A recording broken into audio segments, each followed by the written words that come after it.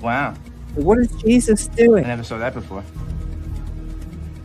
That's like that series you find in nature? Like the face of a sunflower? Where are the spirals? You see this math everywhere.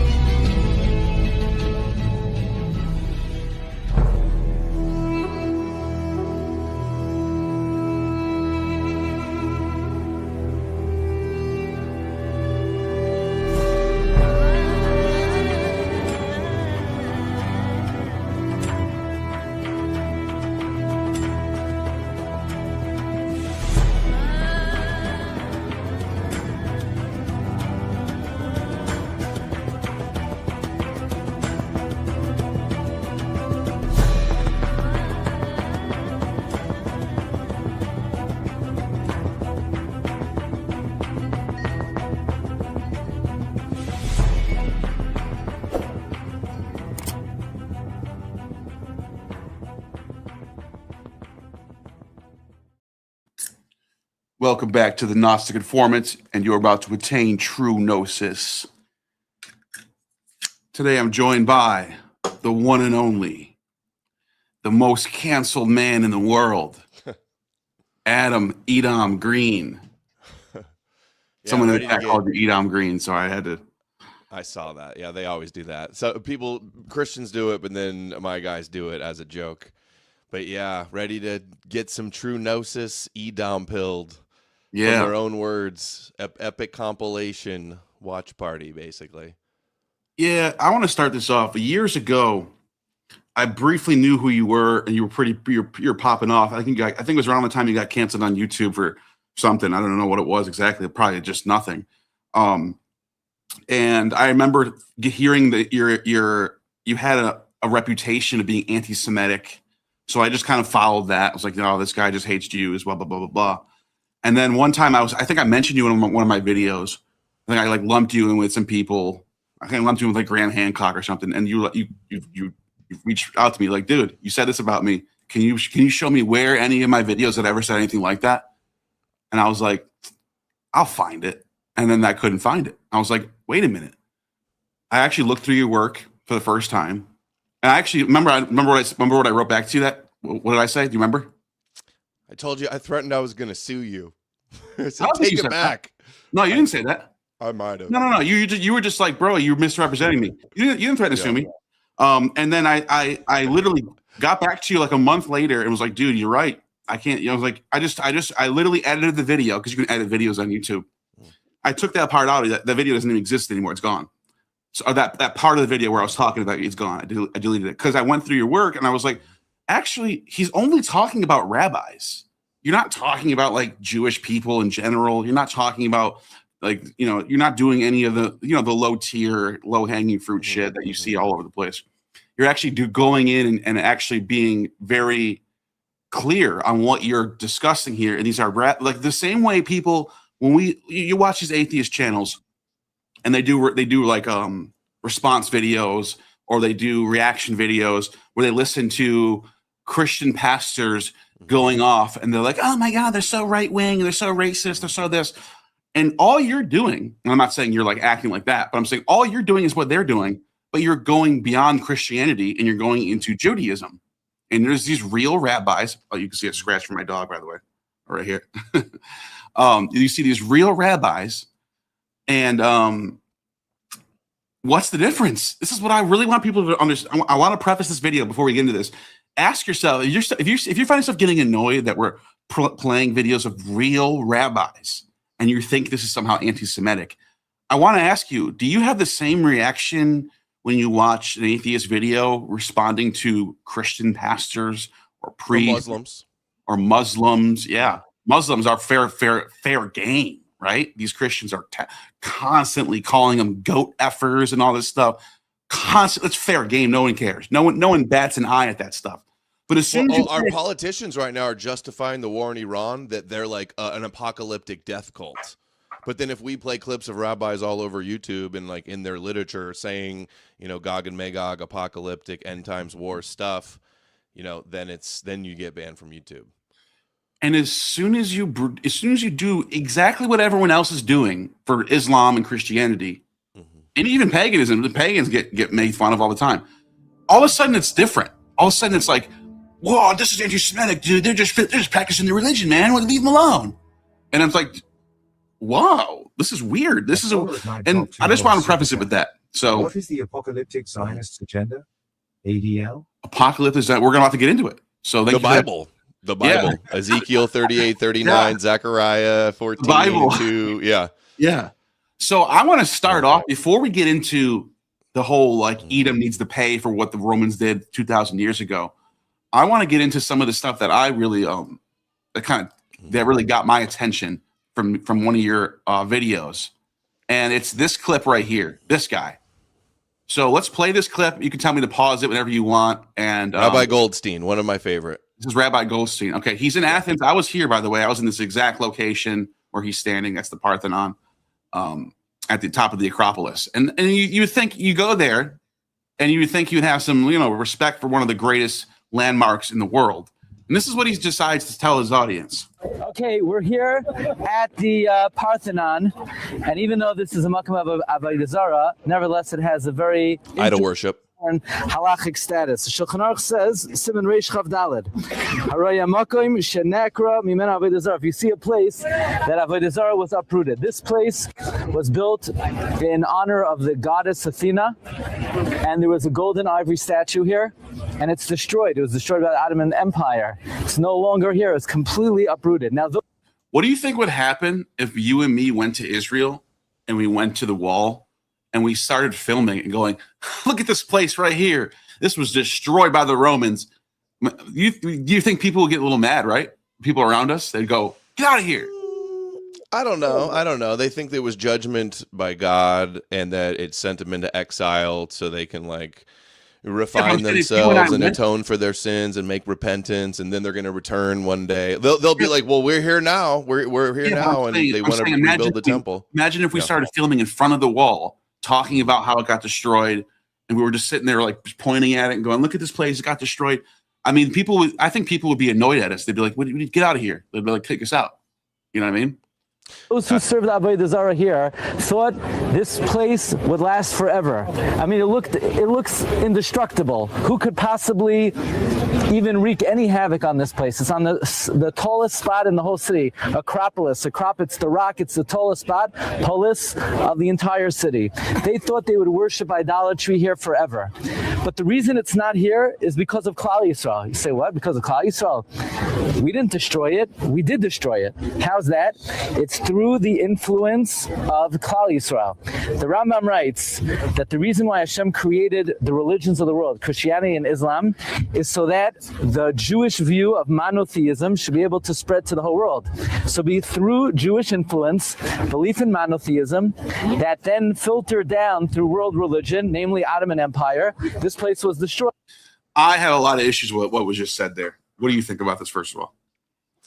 This is basically universally believed in Judaism, that through Christianity and Islam, the monotheistic God Judaized the world and conquered the pagan world. So him celebrating this is par for the course. We got whole compilations we can watch tonight of them explaining the role. He's cited Maimonides. It's the top sage in Judaism that says that Christianity and Islam serve to pave the way for the messianic age and are almost Noahides.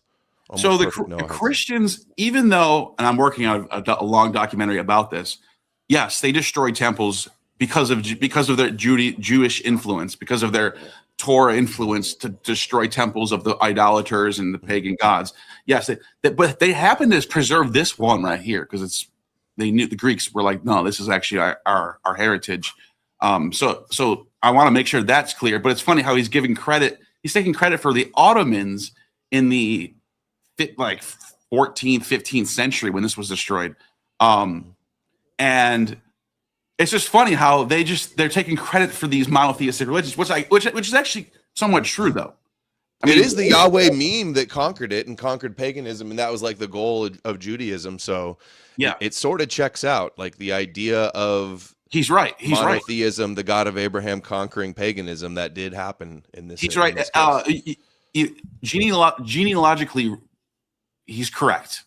But I would say this though: his idea that Jews invented monotheism is nonsense, because the Greeks were already leaning towards this idea of not one God in general.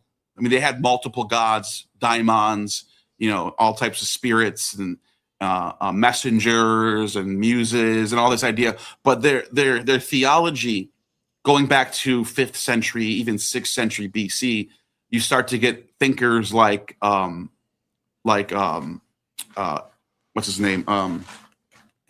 The monad, right? Yeah. I'm trying to think of the one who was the first one. Well, anyways, there's a whole bunch of Anaxagoras is one of them. Yeah. A bunch of the pre-Socratics, Heraclitus, Parmenides. These guys, they were out there. They had these ideas that there was one major creator, and Plato obviously adopts this view of the one, right? The demiurge. So they already had an idea of monotheism. Egyptians had it at one point too. Egyptians sort too. of monotheism, yeah. Yeah, so this was the educated elitist worldview that Judaism adopts, and now the whole world thinks Judaism invented this stuff. It's just something I wanted to point out, that he's thinking monotheism is our thing. It's like, no, it's not. It became your thing, but it wasn't your thing to begin with. You guys are still polytheists in the 4th century BC. You were still putting Athena on your coins that you adopted from the Greeks. Did you know that, Adam? Jerusalem was minting coins with Athena on it, and the owl and everything. They were heavily inspired by the Greeks. So it's funny that they adopt all this stuff from the Greeks, and then they turn around and shit on the Greeks. It's just the Christians do the same thing. They adopt all this stuff from the Greeks, and turn around and shit on the Greeks. And cancel That's kind of a new thing for new spin-offs or new developments. They usually lash out to distance themselves and separate themselves from the religion or institution they came from. That Christianity and Judaism did the same thing. Yep. So they thought they would serve Avodah Zarah here forever, and because of Am Yisrael, it was destroyed. And therefore, we make the bracha. The bracha is, I'll say it if you want to be Yotzei, a blessing, or you could say it together with me. It's better. And afterwards, there's even a special tefillah to say. The bracha is, I'm not going to say it yet, we're being Mavarich Hashem that He uprooted Avodah Zarah from this place, and then we're Mispalel that just like HaKadosh Baruch Hu uprooted Avodah Zarah from here, B'man Shem should uproot Avodah Zarah from the entire world and return the whole world to serve HaKadosh Baruch Hu, Shechem Echad Ba'aguda Achas. Serve God. He said I heard enough of this guy. But I want to say this, though. He's actually wrong. Traditional, they call themselves Hellenes. They don't call themselves pagan. If you go to Greece, you find a pagan there. They don't call them a pagan. They say, I'm a Hellene. Hellenism, the Hellenes are back. They're growing in number. They're restoring temples. They're coming back. So this idea that they're destroyed is actually kind of silly, because as we speak right now, they're on the rise. So I don't know what his I don't know if he knows that, or if he's aware of that. But there was also a Christian who went to this same site. So this one right here, this is another Christian. It looks like a different site, though. I think. I just meant talking about Greek temples in general. Right. This is in Corinth. I was here. Same rhetoric and attitude about the pagan being destroyed from the Christian and the rabbi. Yeah, this is such an iconic site. If you've been here once and you see this, you know exactly what it is. The Doric columns. This is the Temple of Apollo at Corinth. So let's play this. What's up, everyone? I'm in ancient Corinth, and right behind me, perched atop the Corinthian Acropolis, is the Temple of Apollo, a major temple in the city of Corinth that was the site of a lot of pagan sacrifice and worship. And I'm sure some of you are probably asking, why am I recording here? And the answer is because behind me, I already did a video over there, is the bema where St. Paul was held as prisoner for preaching the faith in this pagan city. And now 2,000 years later, this temple of Apollo, where so many people used to flock, not just in the city, but throughout Asia Minor to worship, is ruins. It's stone. The statue, the idol of Apollo that used to be here and was worshipped, no longer is here, right? It's neglected. He no longer has any worshipers, any followers. The cult of Apollo is dead, That's true. and thus effectively Apollo is dead. A lot of us like to think of Greek mythology as a kind of fun game, right? All right, you can't kill Apollo. Apollo is a god of, is a metaphysical concept that represents real things in the world. This is the thing about paganism. Yeah, Apollo went to the moon, bruh. Yeah, exactly. But like, Cope on that. He'll be like, it's fake, there's a firmament. This guy probably is a moon landing denier, I'm sure. He'd be like, satanic NASA and their fallen angel demon god Apollo. Yeah, 666, whatever. Like, they'll find some math somewhere. But first of all, Apollo worshippers still exist. Or people who are called, maybe they're not worshipers, but up under the Apollonian worldview, that type of thing. They're trying to build temples in Greece, and then the Orthodox Christians are trying to block them.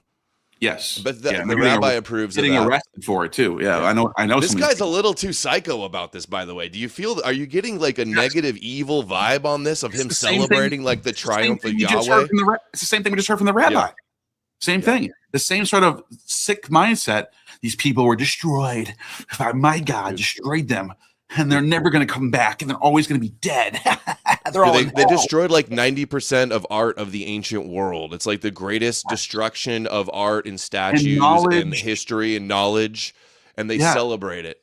And they celebrate the greatest the classical period, Greco-Roman classical period, you know, all the way up until the 3rd century BC, AD. I mean, we're talking like 1,000 years almost, like 7th century BC to almost 4th century CE.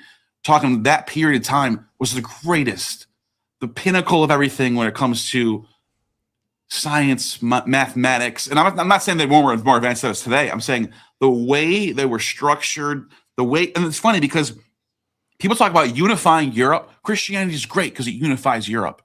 Are you sure about that? Because last time I checked, Protestants are murdering Catholics. Catholics are murdering Puritans. Puritans are fleeing to go to the Americas. The Orthodox and the Catholics are at a schism. And literally Constantinople gets sacked by Catholics. There's more wars between Christians themselves than when you go to the ancient world. There's no holy wars. Eleusinian mysteries aren't going to war with the Samothracian mysteries. The Egyptians aren't going to war with Greeks over religion. It's over some political shit. But in the Middle Ages, they go to war over religion. So Christianity divided up the European man more than ever. That's what the New Testament says. Jesus came not to bring peace but the sword, and to turn family against family. Exactly. This was so ironic about it. They're like, oh, it divided, it unified everybody. No, it didn't. It divided the shit out of everybody. Divide and conquer. Either you were, you know what I mean? Holy Roman Empire was divided up by these little sections of, here's a Protestant section, here's a Catholic section, here's this section, Calvinist section. They were just divided. They couldn't agree on the Bible because the Bible is there's so many contradictions in the Bible. Like it was a mess. But you never see that in the ancient world.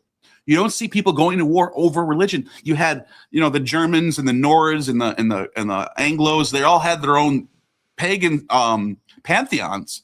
And they didn't fight over it. They just kept they just kept their own shit. They kept their own local traditions. They fought over other things, don't get me wrong. They went to war over land and politics, kingdoms, that type of thing. But they weren't divided by religion. No, they were actually more unified in that sense. Anyways, let's keep going. Like DC Comics or Marvel. But it's important for us to understand from the scriptural perspective that deities like Apollo and Zeus are very much real. They are demons, right? And so who told them that? What we see here amidst these ruins, amidst these really unassuming stones, is evidence. Yeah, daimon. That's the word for God, by the way. So what happened is, what's so funny about what you just said there, that word daimon, which literally just meant like deity, divine figure. It could mean like Dionysus can be called daimon in one source and a god theos in another source.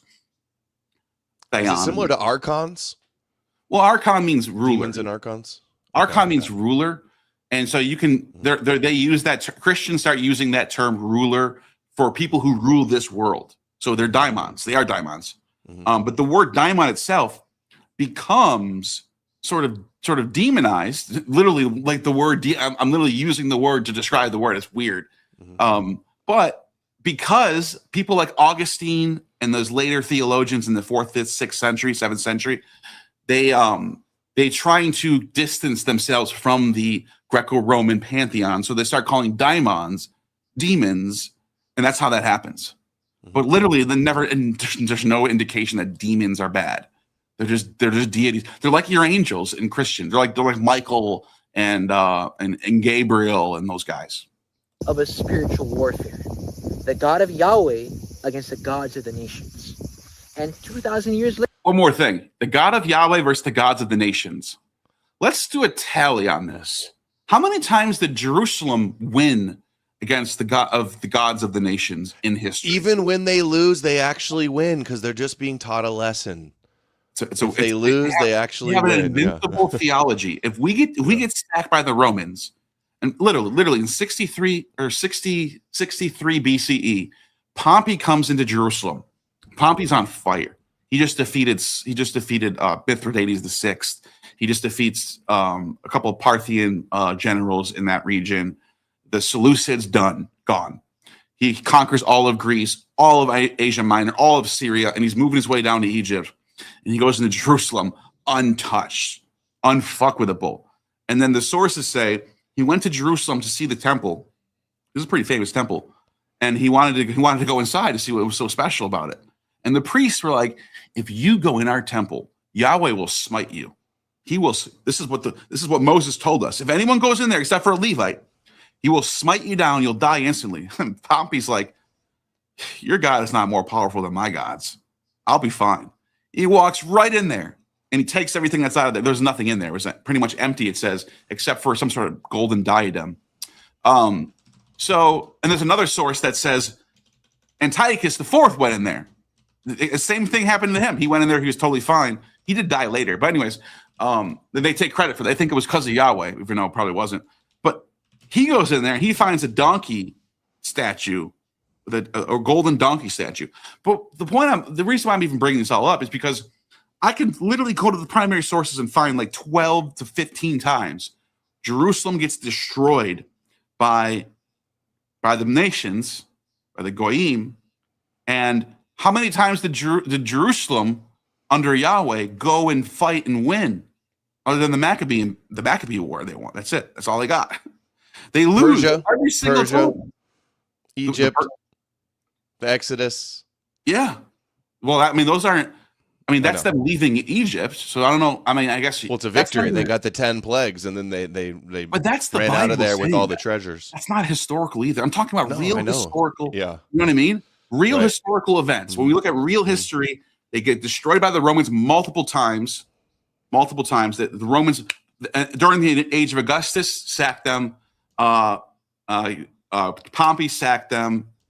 Nero sacks, Vespasian. Multiple times they're getting destroyed by the Romans. Multiple times they're getting subdued by the Syrians, Babylonians, Egyptians. Always. They're always just constantly getting destroyed all the time. So they actually make a theology out of it. It ends up becoming a motif of a suffering servant. This is what Isaiah is writing about. Oh, we're being destroyed from all sides. There's lions surrounding us. We're being pierced for our iniquities. Literally, King Josiah gets pierced. That's how he dies. And they think it's about Jesus. It's not. He literally wrote that about Josiah. And that's why people go, and this is why I always say, like, even though I always talk about how the Bible's later, it's written in the 3rd century BC, there are sections of it that they're using to rewrite. Like, that's part of the older section of Josiah being pierced. Anyways, the point I'm trying to make is this guy's literally, he's convinced that Yahweh's been defeating people. But what happened? So the only time they actually become relevant again is in the 20th century, the Balfour Agreement, 1948. But who's behind all this? It's a secular world at this time. It's a secular world. These are, you know what I mean? Like they're not. This is not Yahweh. This is people. These are people.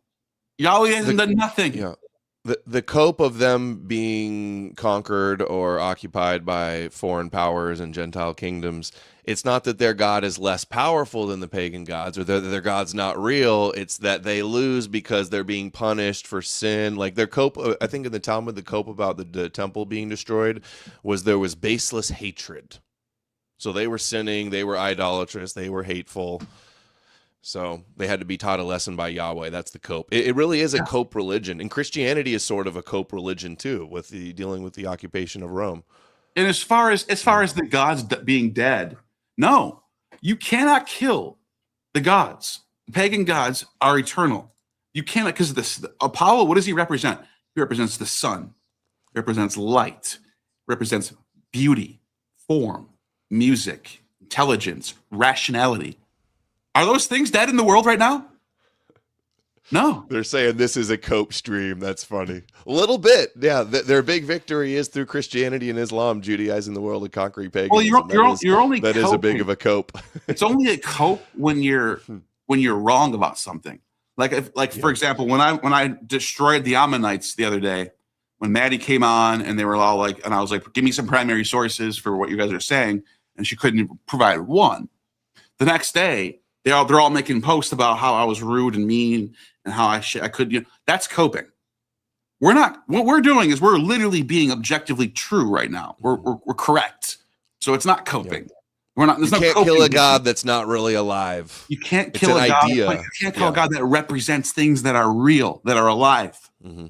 Rationality, truth, form. The sun isn't dead. So you can't. Apollo's not dead. Apollo lives. No matter what you say. These are metaphysical concepts about reality. That's what gods are. This is what the ancients understood. So, anyway, let's finish off this video. Later, who won seems abundantly clear. Apollo is no longer worshipped; he is dead. Aphrodite is no longer worshipped; she is dead. Not true. They're all dead, but Christ is alive. Not true either. He died too, and where is he? He's alive. The real cope is actually this guy, because number one, Aphrodite. What is Aphrodite? She's beauty. She's beauty. She's love. She's charm. She's sex. Are those things still alive in the world today? Absolutely. You know what's funny too? Also, Christians are always saying demons run everything. Demons secretly running the world. All the elite are secretly sacrificing to demons. Yep. So, on one hand, they're all alive and well, and they're running the world. On the other hand, they're dead. Which one is it? Yeah. And by the way, Jesus is objectively dead. Yeah. Yeah, Satan's in charge of this world in the Bible. Jesus is in heaven, but Jesus is literally dead. Let's assume he existed. He died, right? He died on a cross. That's what this text says, and he said to his followers. He literally says, "Here, I'll pull up the verse."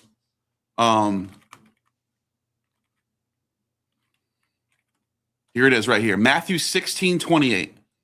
Watch this. This is how you know Jesus is still dead. I'm going to prove it to you right now. Jesus is dead. And by the way, I know you're a mythicist, but I'm just saying, let's assume he existed. True. He says, let's assume this is a real quote from Jesus, because I actually don't know if it is. Surely I tell you, some of you standing here will not taste death before they see the Son of Man coming in his kingdom. Wait, what? Wait a minute. Let's break this down. Some of you, which means his 12 disciples, will not taste death before Jesus comes back in his kingdom. So people think this is about the resurrection. No, it's not. It says coming in his kingdom. That's Revelation. That's the end of the world when the kingdom of heaven ushers on earth. That means the apocalypse. Did Jesus return in his kingdom yet? No. And guess what?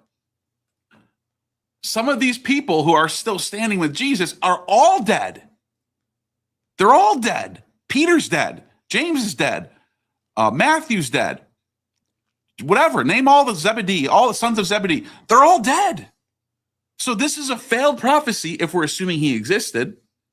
And he's still dead. Jesus is dead. Jesus never came back. End of story. If Matthew's written after the temple was destroyed, do you think... Like they wouldn't do a prophecy that was wrong unless they still thought he was coming. I've thought about this. Yeah, this is like full preterist. Oh, Titus is actually the Son of Man, and Jesus was working through him to destroy the temple because he predicted it. That's what I hear Not really, Christians say. Matthew, well, no, obviously not, but that's what they say. Matthew is trying to portray itself as an eyewitness a little earlier than people. We now date it to after 70, but Matthew's not pretending to be a guy after 70. Whoever wrote Matthew is pretending to be somebody from before 70. To make it seem like he predicted the end of the temple. Now, what you brought up is a fucking really smart question. Why would they write this in there if everyone's dead? If it's a failed prophecy, yeah. But I think when this was written, there were people who thought that he was coming back any day now. Any day now. So when Matthew's being written, the people reading Matthew for the first time, maybe it's 80 AD, 90 AD, they're thinking, holy shit, he said this. And they might think there's a couple of these people still alive from Jesus' time. And that means it's going to happen tomorrow. So that's what I think the point of this verse is to instill fear into the reader that any fucking day now. And that's the point. That's why apocalypticism has been going on since day one. It started from the very beginning. Like in the book of Enoch, there's a Son of Man from Daniel that he's like the hidden Messiah, and he's gonna come in the clouds of heaven. You know, it's in Mark. Jesus says it to Pilate, and I think that they were always expecting Jesus to come down from the clouds as the Son of Man. So that's the way it's been for 2,000 years still. So that's just kind of where that first started. Yep, exactly. Is I don't know if you guys can see, but right behind me is a church, the Church of St. Paul. So at the end of the day, we have to understand the book of Acts and all of the epistles in the New Testament as a spiritual warfare where God incarnate, our Lord and Savior Jesus Christ, has dispatched warriors, the apostles, to come into all the nations and take back what the false gods, the demons, had tried to rule over. Did you hear that? Mm-hmm. Jesus' apostles were warriors going out against the nations, us Europeans. The 70 disciples as well, and the Great Commission to the 70 nations in Judaism. This guy's like the generations of Noah. Yeah, he's reading that as a literal warrior effort to destroy us spiritually. That's crazy. Spiritual warfare. Yeah, mythological warfare, basically. I agree with him. I believe this is a spiritual warfare. I believe we have been usurped. Our culture has been usurped by Christianity, which is Judaism, which is, Judaism. I'm actually listening to Bart Ehrman's book, The Triumph of Christianity. I've only listened to like the first hour, but it's pretty good so far. He puts it well. The triumph. That's where I got the. That's what my book is about. The book I'm working on. Mm-hmm. My book is about the process. And I start off with the origins of Judaism and how that whole history has been fabricated. It's all been backdated, and none of Judaism doesn't even exist until the 2nd century BC. There's no Jewish text until the 3rd century BC, or at least the form we have it. And I actually talk about how there are parts of the Bible that do go back as far as maybe 7th century, but that's been all rewritten so much to the point that we can't tell which parts are what. And then I get into how Christianity develops as a universal type of Judaism that's goal is to go beyond the temple and sort of scope into the Roman Empire and convert Gentiles and all that stuff. And then I talk about how and I go through the primary sources. I show multiple primary sources from people in the 3rd, 4th, and 5th century who are fighting again, who are opposing Christianity, essentially. I talk about how the sons of Constantine, when they visited Rome in the middle of the 4th century, how they're getting booed by the crowds there because of what they were doing to the Roman imperial cult, how they were transforming it into this Eastern they're trying to appease the Eastern Front, Antioch, Syria, Armenia, where all the Christians lived, because they were losing. The Persians were encroaching on the Roman Empire. It's a political thing. This is Constantine and his sons.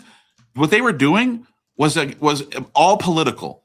I don't even think they even believed in Christianity.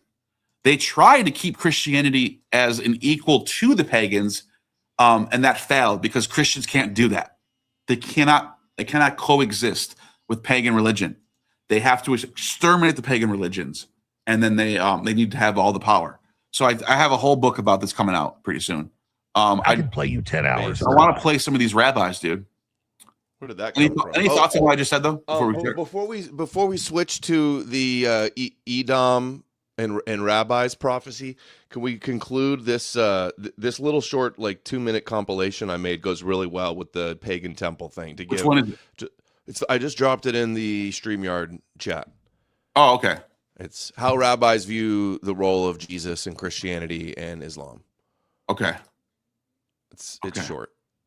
Nope, no, we're good, man. You're my guest, so I'm following you. Yeah, I can stay longer than an hour and a half too. I told him. Awesome. I was pissed about that. Let's do like 2 hours, 3 hours. Christianity and Islam have a positive function in weaning the pagan world away from paganism. Jesus Christ is the instrument of God to bring the good news to the world. He's the instrument of God to bring the pagans out of paganism and into faith in one God. That's the work of Jesus Christ. So to take pagans and to turn them into B'nai Noach, into people, moral, righteous Gentiles. For the Gentile world, he took them away from barbaric paganism and he made them embrace the Sheva Mitzvahs B'nai Noach, which are the basic moral codes known as the 7 Noachide laws that God gave them, Adam and the B'nai Noach, for all of humanity. The significance of Christianity and Islam, bringing a pagan world to the idea of one God. When it comes to taking a pagan polytheistic world and moving them towards the right direction, Christianity and Islam have done a great job in doing that. So in that regard, we see Christianity and Islam as helping bring the world to observe what they're supposed to ultimately observe. That's crazy. They literally, this is so funny because you hear Christians and even Muslims talk about how they're the antidote to Judaism. You know, they're all like, we're the ones who are sent by God to destroy the Jews. We're the ones at war with them. They have the covenant. They're the true followers of Abraham. They're literally taking credit for you, dude. They're literally taking credit for your success because they know that you are a branch of their tree. They are the big Christian and Muslim influencers will pretend that all these clips and rabbis don't believe this stuff. They suppress this. They'll never share it. They'll never acknowledge it. It's like they're embarrassed and like involved in the cover up that this is how the rabbis see Christianity and Islam. Exactly. It's so crazy. Let's keep going. The Noahide code. They have converted themselves to semi-Jews. Monotheism. Islam, later on, the same thing. How do you feel about that, Christians watching this right now? How do you feel about them calling you semi-Jews?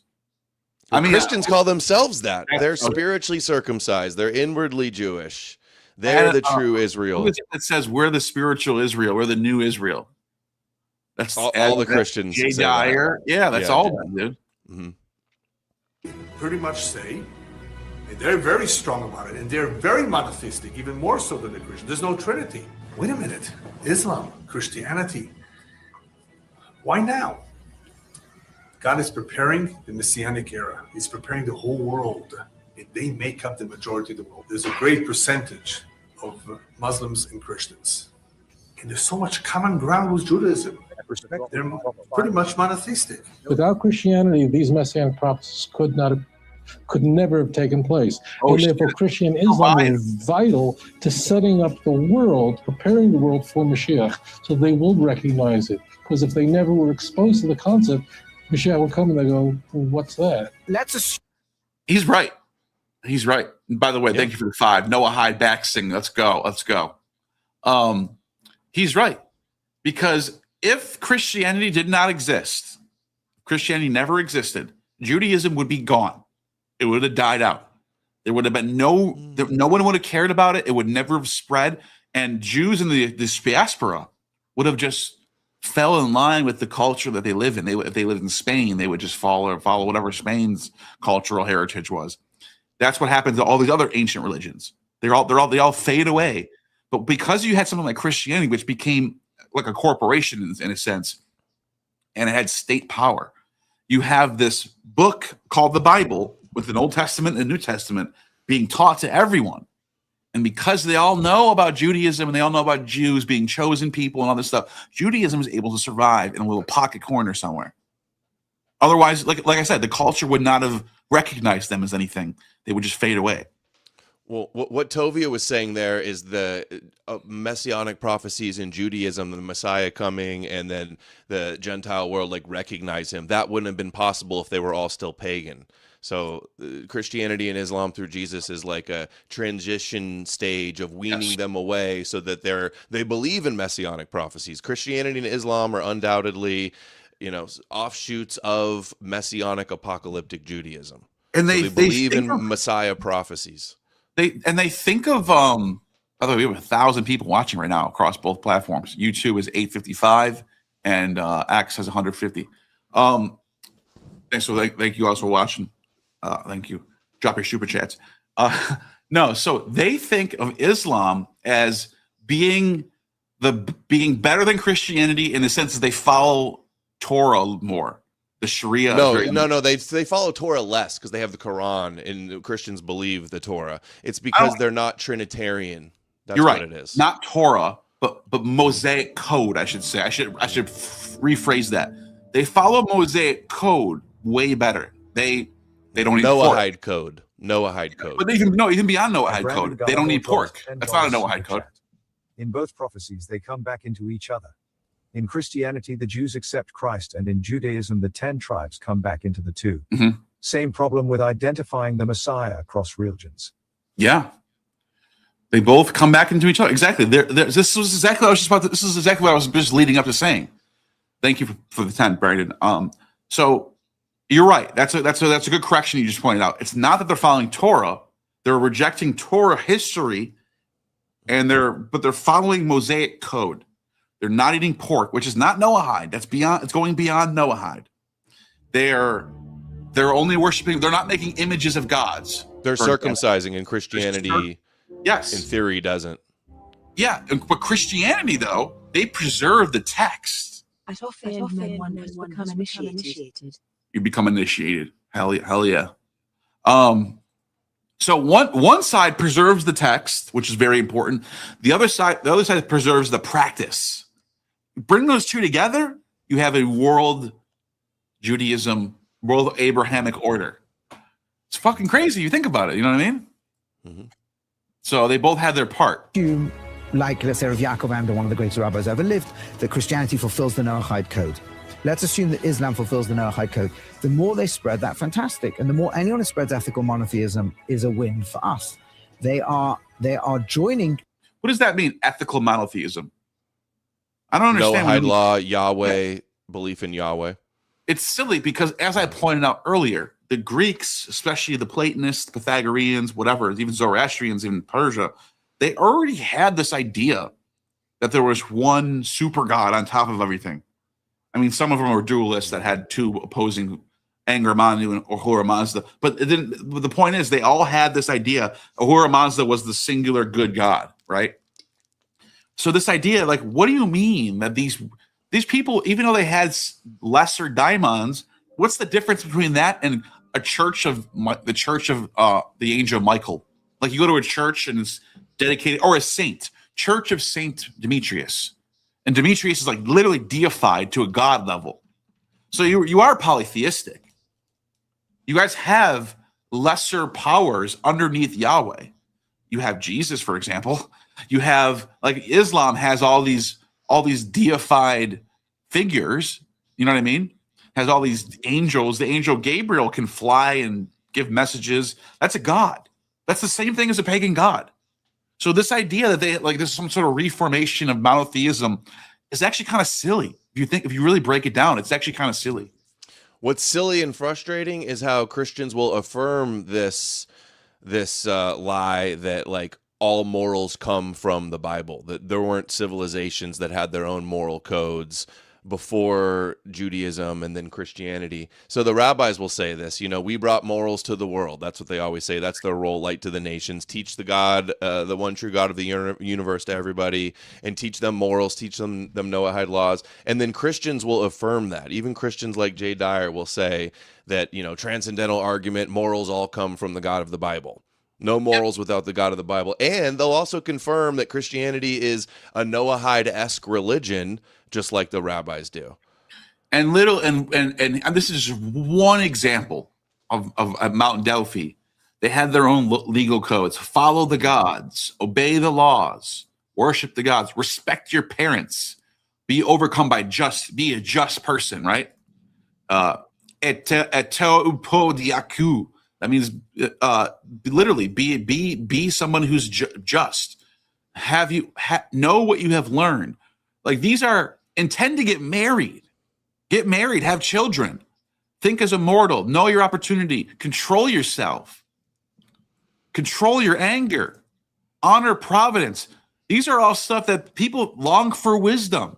I mean, what do you think? These are orgiastic cannibals? This is pagan stuff. Praise virtue, dude. This is one of the biggest ones. Let me just get this super chat out the way.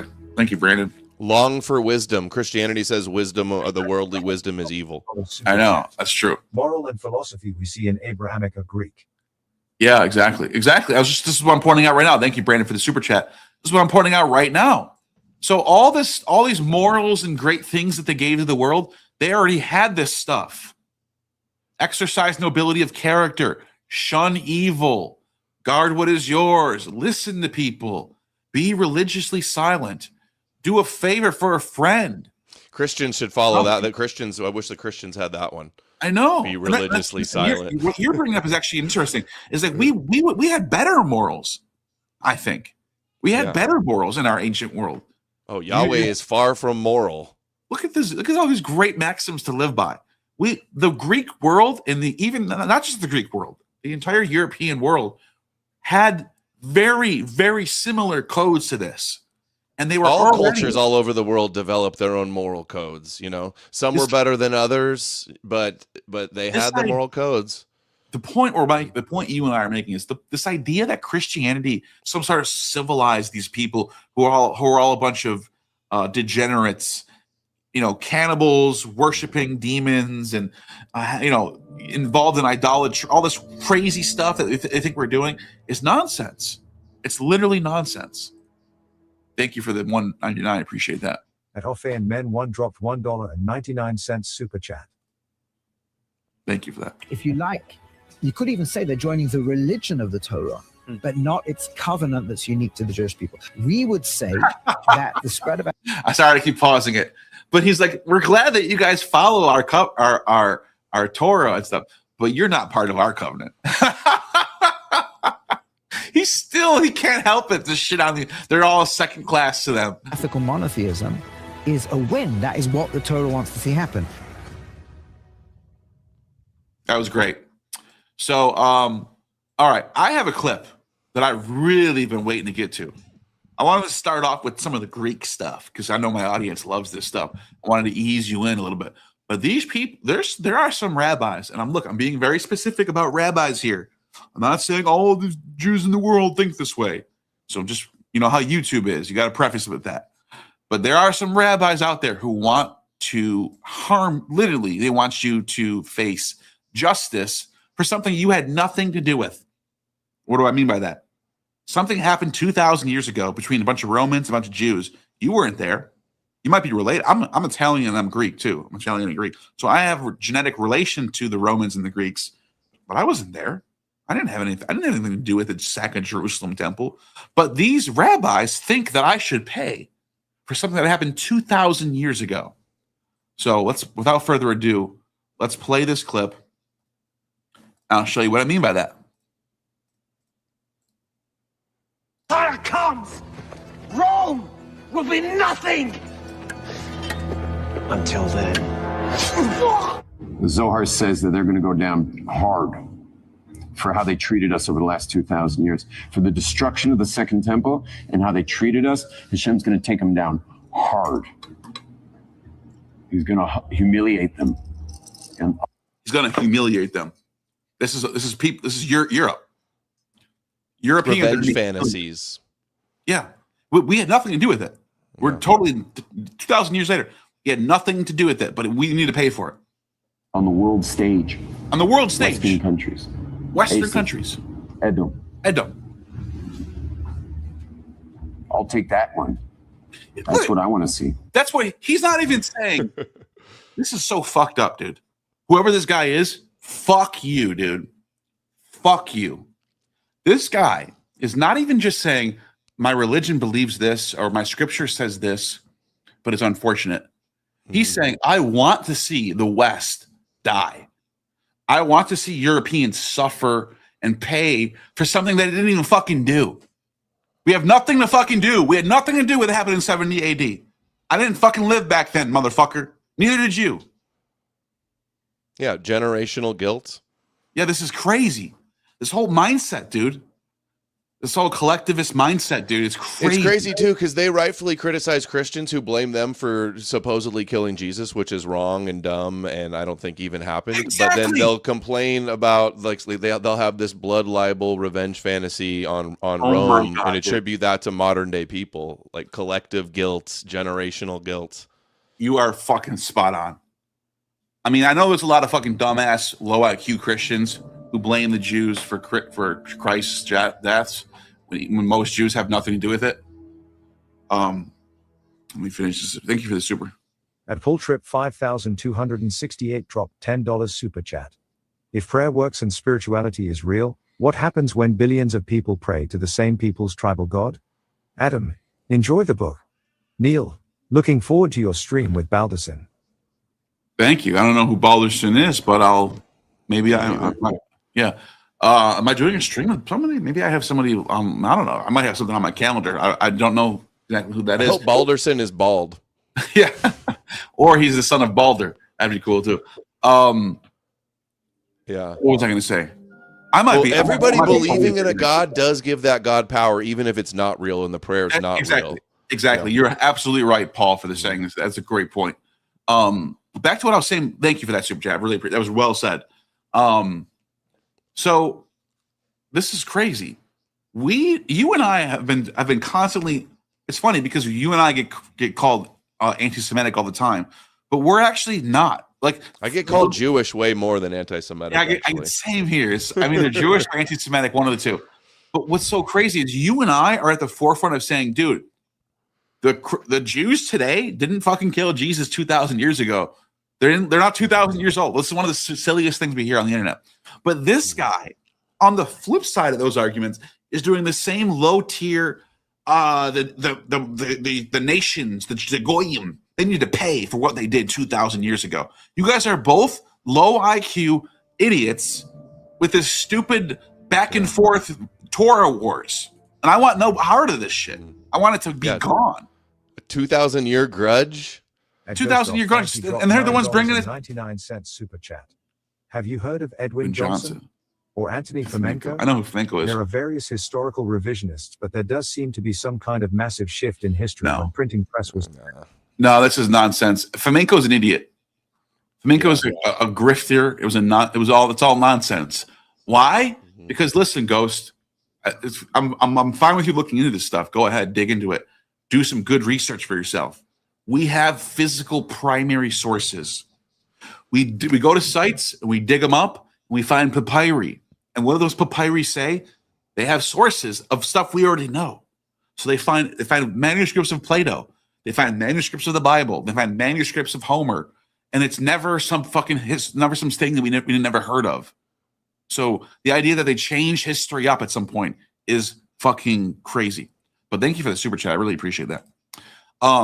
This nonsense that these people push about Edom needing to pay for something that happened 2,000 years ago is crazy. Let's keep playing.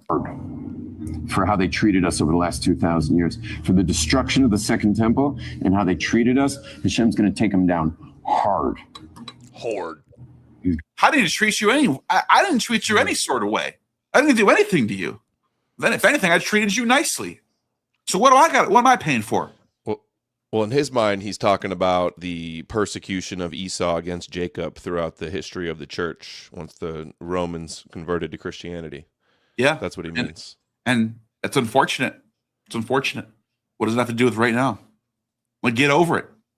Live today, dude. Stop being like a weird, I don't know. Stop being weird. You know, humiliate much of Christianity has apologized and changed their ways, and has positive views towards the Jews now too. And he still wants to get revenge over it.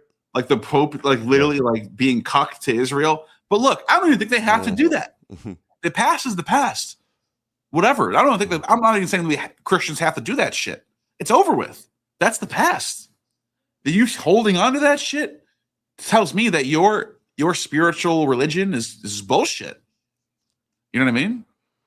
The world's because all the really high level like Stoicism, Taoism, they're all about living today and forgetting the past.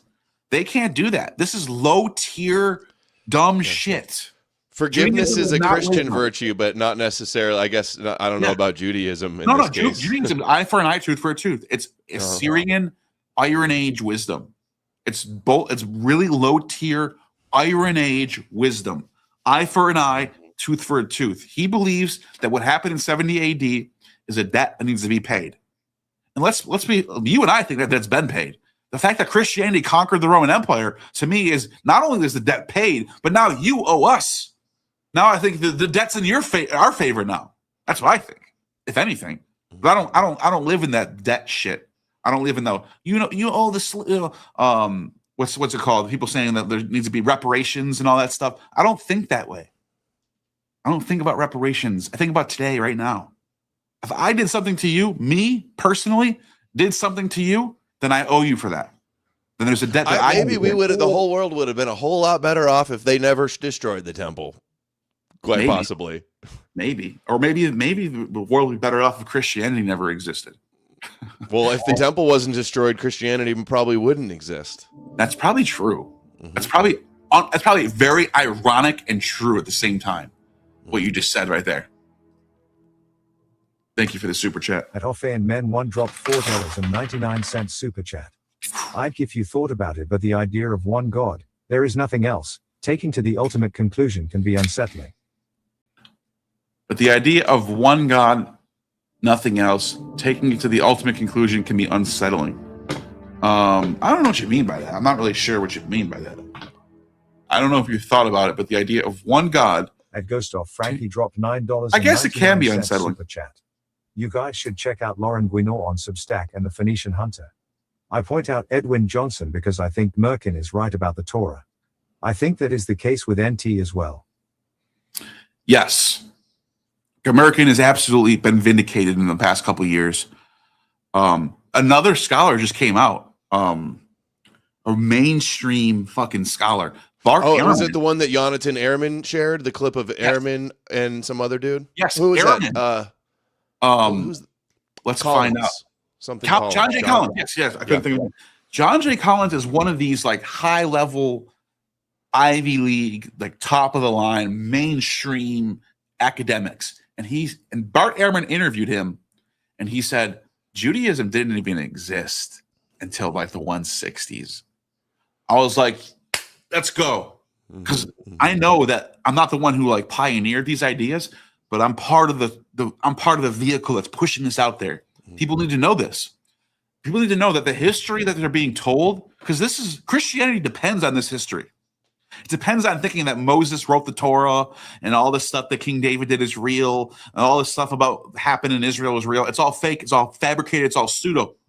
And now finally academics are coming along and going, the evidence is fucking true. It's just true. There's no evidence. Elephantine destroys all this. You go to Elephantine, you dig up the Elephantine, you find all these Jewish texts, and thank you for the super chat. You find all these Jewish texts from the Yehudim. They call themselves Jews. Yehudim. At Enduring Motifs dropped $10 super chat.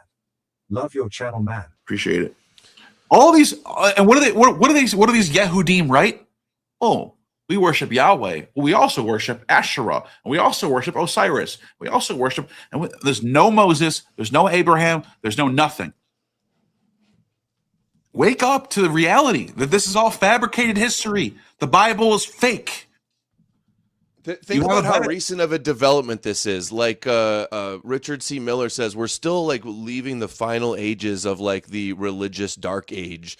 Yes. Only since like 1999 did Earl Doherty do like the heavenly Jesus mythicism idea, and only like Thomas Thompson and Gad Barnea, Jonathan Adler, who's the other guy you just named that died, Gurmurkin. All of this is recent scholarship realizing that it's all fake, way more mythological than biblical studies has ever accepted. Yeah, dude. And it's gonna take a little bit to sink into people. We've been so brainwashed. They literally took over the minds of the human being to think, like, for example, James Ussher. Let me show you something real quick. This is James Ussher. He's a historian that lived in the 16th century. How big this book is. Big, old, giant book. The Annals of the World, right? Now, why am I bringing this up right now? Because when you open up James Ussher, he starts off his history. He got this whole history book, right? And he starts off his history, volume 1, the origin of the world. And what does he talk about? In the beginning, God created the heaven and earth, the beginning of time. And it's all biblical, Torah, Josephus, Jewish nonsense. And then towards the middle of the book, he starts citing Herodotus and Xenophon and Thucydides. And the chronology is based on a fake pseudo-chronology that's not real. The real chronology is that you get Greek historians first. Herodotus is first, and then Thucydides, then Xenophon, and then you get the Bible, and then they backdate themselves to sound older than they actually are. So we have this brainwashed mentality. At Jimmy, you are 187 dropped $5. Super just a pile in right now. Thank you have guys. A video explaining that the Bible is fake? Yes. I'm completely ignorant to the idea and trying to get caught up on your videos. Go to my video. That's called. Just type in Gad Barnea. Type in Gad Barnea in my search engine. That's the video that I really. I had you on and had you talk just about that topic one time also. Or go to your channel and watch you and me. Yes, good point. Thank you for that super chat. And then last one, maybe Caesar's Messiah was partly right, and they sacrificed the temple to empower Christianity, but he was wrong for blaming Romans instead of Jews.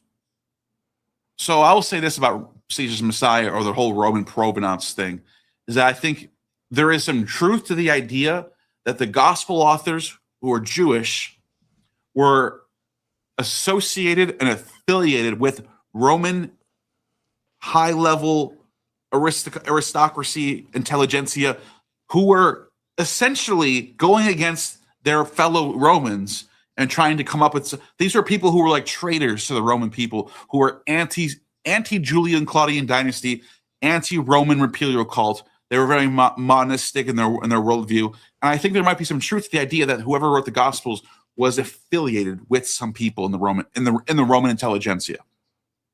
Why do I know that? Because Tiberius Julius Alexander, who is the nephew of Philo of Alexandria, the philosopher who invented the idea of the Logos being the Son of God, Christian theology essentially, his nephew was the guy who knocked down the temple with Titus Caesar, a half Jew, half Greek.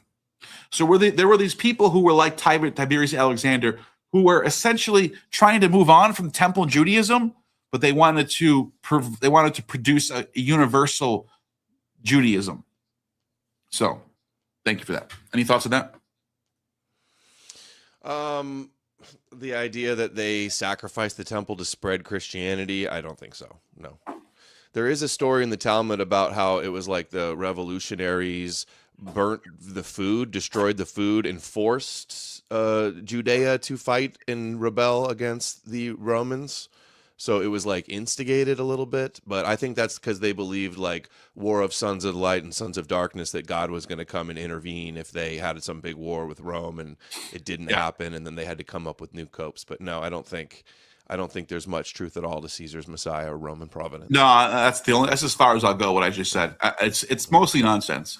The idea that Vespasian's the Messiah is all nonsense. The idea that they Romans invented Christianity to sort of quell the Jewish stuff is so backwards and nonsense. Let me make that clear.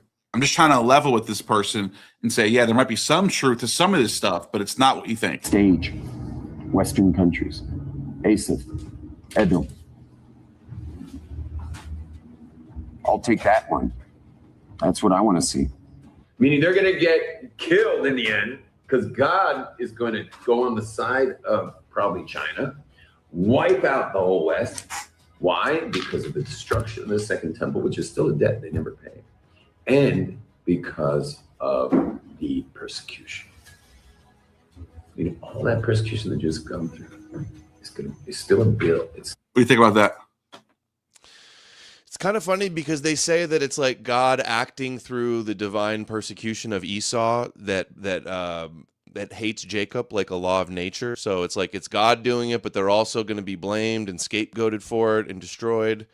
So I do just want to say too, you see the logo up at the top there, see through it all. This is one of my top guys that's suffered through watching all these rabbi videos on YouTube to bring all these highlights and clips. And also I want to clarify that it's not just like one crazy rabbi that we found that says these sort of things. We do compilations and got hours of tons of different rabbis all saying the exact same stuff.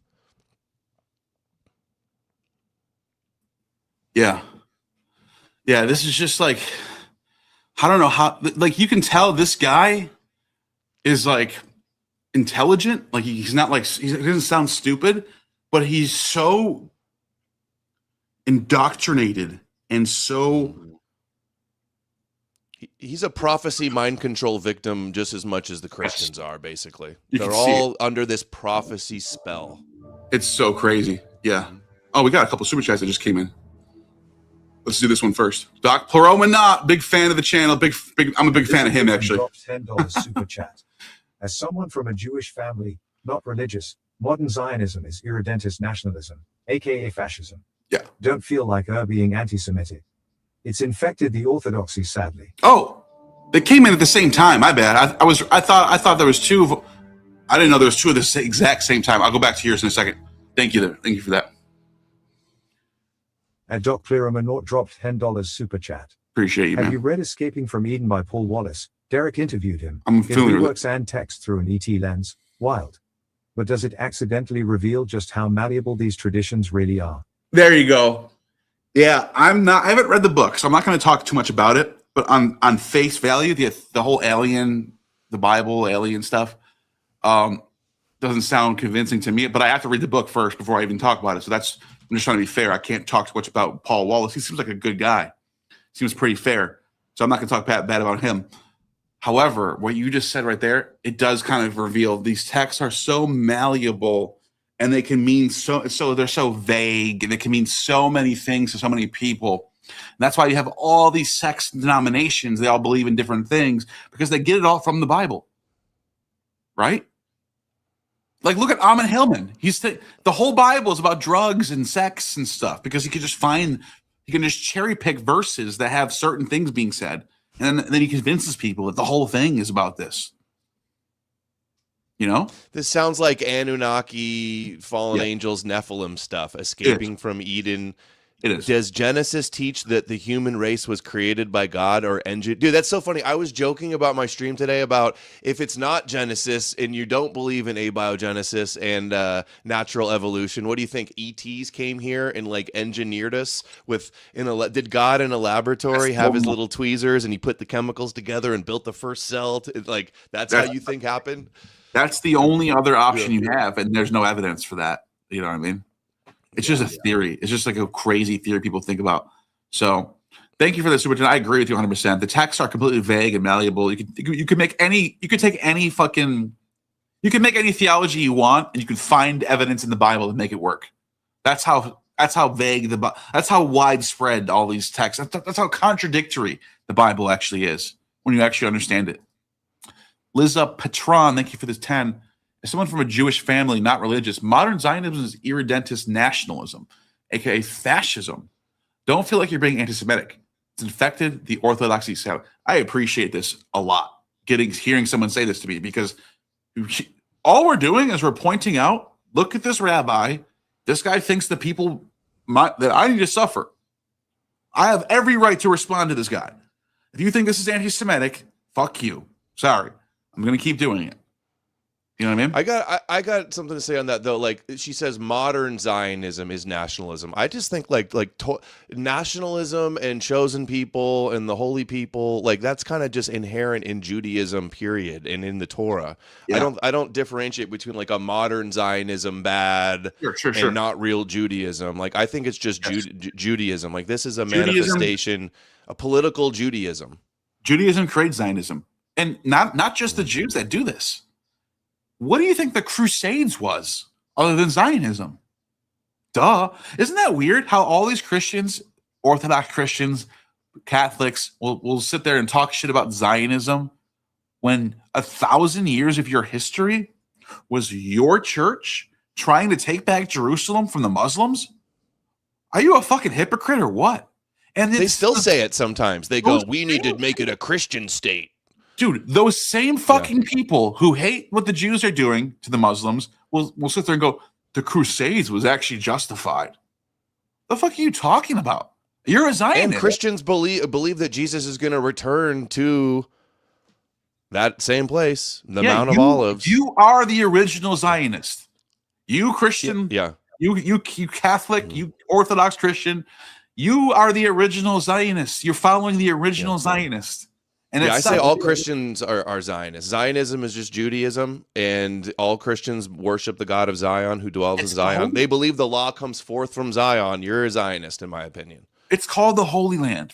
You believe in this land is holy. You believe it belongs to your church or your people or your whatever. You guys are all fighting over this shit because you're all brainwashed by this text. You're all the same to me. None of you look different. Christian, Muslim, Jew. To me, they're all the same. Rastafari. Yeah. You guys are all the same to me, dude. They Seriously. love Zion too. Yeah. They're guys the real lost. Zionist. What Bob was Marley. there was 10 Crusades. I think the Christians lost 7 of them. So you're still following this tradition that lost Jerusalem to a bunch of Arabs from the desert. When the Romans before this would conquer the world with ease, unstoppable, taking over anything they wanted, and then in 625, a bunch of Arabs come out of the desert and conquer Jerusalem. They conquer Antioch, Syria. They conquer Damascus. They conquer Alexandria. They conquer Cyrene. They conquer Carthage. They go to Spain. They go most of Asia Minor, Pergamum, Edessa, Cappadocia. I'm running out of fingers. Pontus, Nicaea, with a Nicene Creed, or with a Nicene. That's that area, Muslim. Constantinople, Muslim. And then you try to take it all back with these Crusades, and you lost 7 out of 10 of them. When you did win a crusade, you couldn't hold it. The longest they held, the French Crusaders did a pretty good job. The longest they can hold it for was like 900 years. Or I'm sorry, 90 years. We've talked about this on stream before too. Like, when did Zionism start? It started when Joshua took the Promised Land? Yes. Is that when it started? Did it start when they left Egypt? Yes. Did it start when they returned after the Babylonian exile? Like, it didn't start in 200 years ago. It's inherent. Canaanites go and take their fucking land. It's yours now. Like, that's it. That's the whole program. The nation's borders, like nationalism, didn't start with modern Zionism. It's God gave the borders for the nation. This is why I agree. This is why I agree with the Baptist evangelicals who are Zionists, because they're just following what the text tells them to do. The Holy Land belongs to the Jews, and they're just going, we believe. Like, I'm not saying I support it. I'm saying I know why they're doing this. The Christians that oppose Zionism are contradictory to their own Bible, because either they want it themselves or whatever. Like, you understand what I'm saying? That Zionism is part of the Bible. It's actually the main core of the Bible. It's the main character of the Bible. Does that make sense? Yeah, there's verses that says he's going to like rule in Zion forever. the king on his holy mountain, you know, dwell in Zion eternally forever, those type of things. The kingdom that will never be destroyed. But I mean, you said Christian interpretation believes that like the temple was destroyed and Jesus is the heavenly temple now and they're the spiritual Israel. So it's not necessary. The only way in the sense that some Christians are Zionists is that they think that the Antichrist has to rule in Zion with some temple before Jesus returns. So it's anti-prophecy, but it's still fulfilling prophecy. It's like a superficial. Oh, sorry. But they still, for most of Christian history, wanted to continue to control Jerusalem, the church. So they're still Zionist. Even if today they're just jealous that they're not the ones controlling Zion anymore. It's the Jews now. See what I'm saying? At Lizapatron dropped $10 super chat. What I meant was there were Zionists that believed in a secular state that wouldn't oppress Palestinians, Einstein, but we saw who won the argument in 1948. So modern meaning post 1948. I've said this before. If you can come up with a constitution for, because right now, here's the thing. There are Jews living in Israel who were born there and their parents, sometimes we're getting to the point now where their parents might have been born there too. If not, their parents came there in the 1940s or whatever. But these people were born there. They don't know anything else besides Israel. They speak Hebrew. They live in Israel. This is the reality now. We could talk about 1917 and all that stuff. We could talk about all that stuff. I don't really care anymore. Right now, we're in 2026. This is the reality now. But here's the thing. What the Jews are doing is fucked up right now. It's fucked up. What they're doing with Palestine, what they're doing with Gaza is fucked up. If we can come up with that, if they can come up with some sort of constitution republic where Muslims, Palestinians, and Jews are all equal under one law. And Jimmy, you were 180. But you know what? Dropped $5. The Jews don't want that. They want to be. They think it's their land, and the Muslims are second class. Sure. It's hard to understand that. I don't want to get too political, but that's my thoughts on it. I think the solution would be a constitutional republic. Everyone who lives there is all equal under one law. I don't care if you're Palestinian. I don't care if you're African. I don't care if you're fucking Jewish. That's what needs to happen over there. It's just my thoughts. The political conflict over there is messy enough, but to throw in like apocalyptic prophecy, people influence, I think even some of the former prime ministers in Israel have criticized like the messianic rabbis around Netanyahu, and that he said like Ehud Barak said they want to ignite the Middle East to like hasten the Messiah.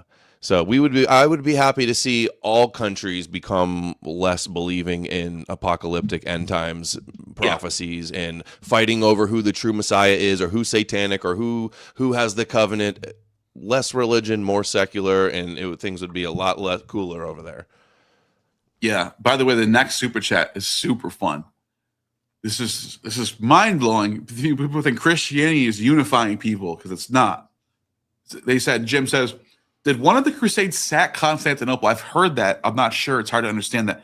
Abso-fucking-lutely. And it's worse than you can ever imagine. It's called the Fourth Crusade. The Crusaders, instead of going to Jerusalem, they went to Constantinople, where the Orthodox Christians lived.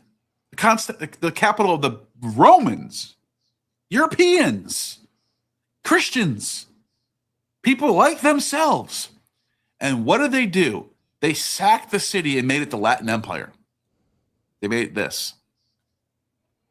They completely destroyed the Roman Empire in 1204 for a temporary time being. Now what happened later was Paleologus, the Paleologus dynasty took it back. But then after that, it was never the same ever again. It was destroyed. It was a crumbling empire from that time forward. But here's the thing. So there are a lot of scholars who think this was the end of the Roman Empire. They say 1453 it's just a corpse being led from one tomb to another. That's what they say. Now, what happened? What happened?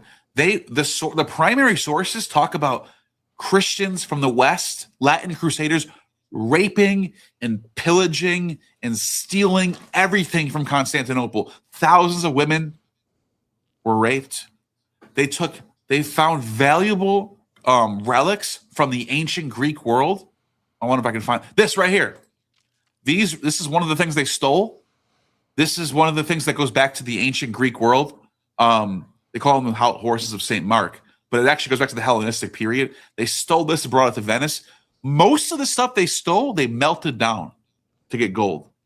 And what happened was they had relics from like 400, 300 BC, like statues of Aphrodite, statues of Apollo, and they melted them all down. They destroyed our history. People think that Muslims were doing this now. Oh, they're destroying all these sites, all these temples, all these great UNESCO sites. The Muslims are destroying it. That's what you guys fucking did, Christians. You guys did this for most of human history. You destroyed everything. They broke off the noses, as I learned in the Dark Ages, the Darkening Age, a really good book about this. The Christians destroyed the pagan statues. They chopped off their noses. And that's in the Talmud. It says that's what you do to idolatrous statues. Exactly. They got it from this is where they got the idea from. Look at this. Famous bronze horses from the Hippodrome were sent back to adorn the facade of St. Mark's Basilica. So they kept that alive, but they stole it. Look at this though. Works of considerable artistic value were destroyed for their material value, including precious bronze statue of Hercules, created by the legendary Lysippos, court sculptor of fucking Alexander the Great. You know how mad this makes me get?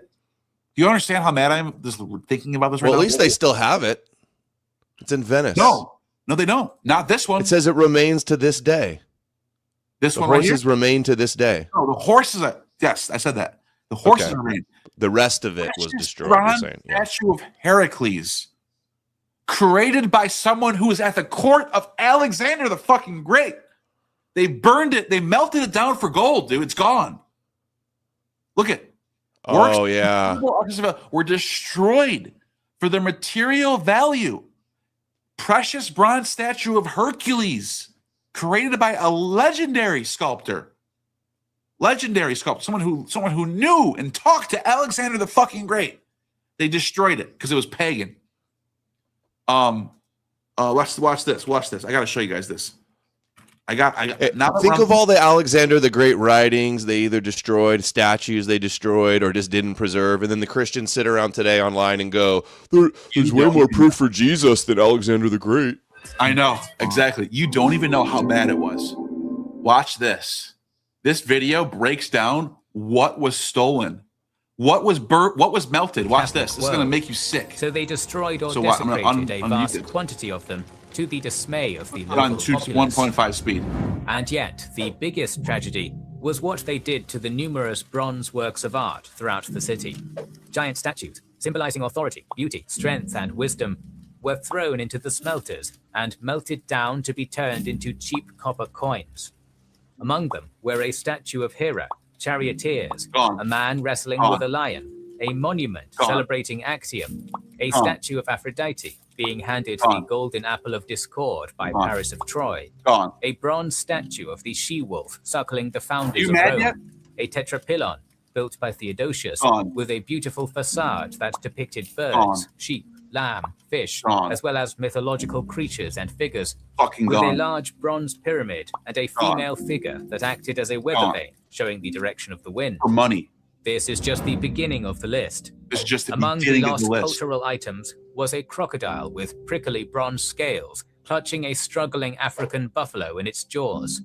The Nile bull, as the locals called it, attempted to break free by biting the crocodile, both killing each other in the process, neither achieving its goal. Another smelted art piece was a large statue that stood at the base of the Forum of Theodosius, depicting the hero of the ancient Greek myth, Bellerophon, as he gazed towards the sun, riding the winged Pegasus, alongside a large bronze eagle with extended wings and a coiled snake in its claws.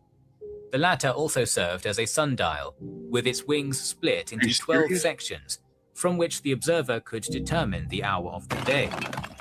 Also lost was a massive bronze sculpture made by the legendary Lysippos, the personal sculptor of Alexander the Great, whose pupil constructed the Colossus of Rhodes. We already heard that one. Lysippos created a giant Heracles with a lion skin over him and a club in his hands. His shin was as tall as a man, and a man's belt could go around his thumb. The masterpiece was cut piece by piece and thrown into the fire like all the rest. Sphinxes, sea monsters, and other mythological creatures were also destroyed. For the description of the last notable statue, we turn to the contemporary chronicler. What of the white-armed, beautiful-ankled, and long-necked Helen, who mustered the entire host of the Hellenes and overthrew Troy, whence she sailed to the Nile, and after a long absence, returned to the abodes of the Laconians? Was she able to placate the implacable? Was she able to soften those men whose hearts were made of iron?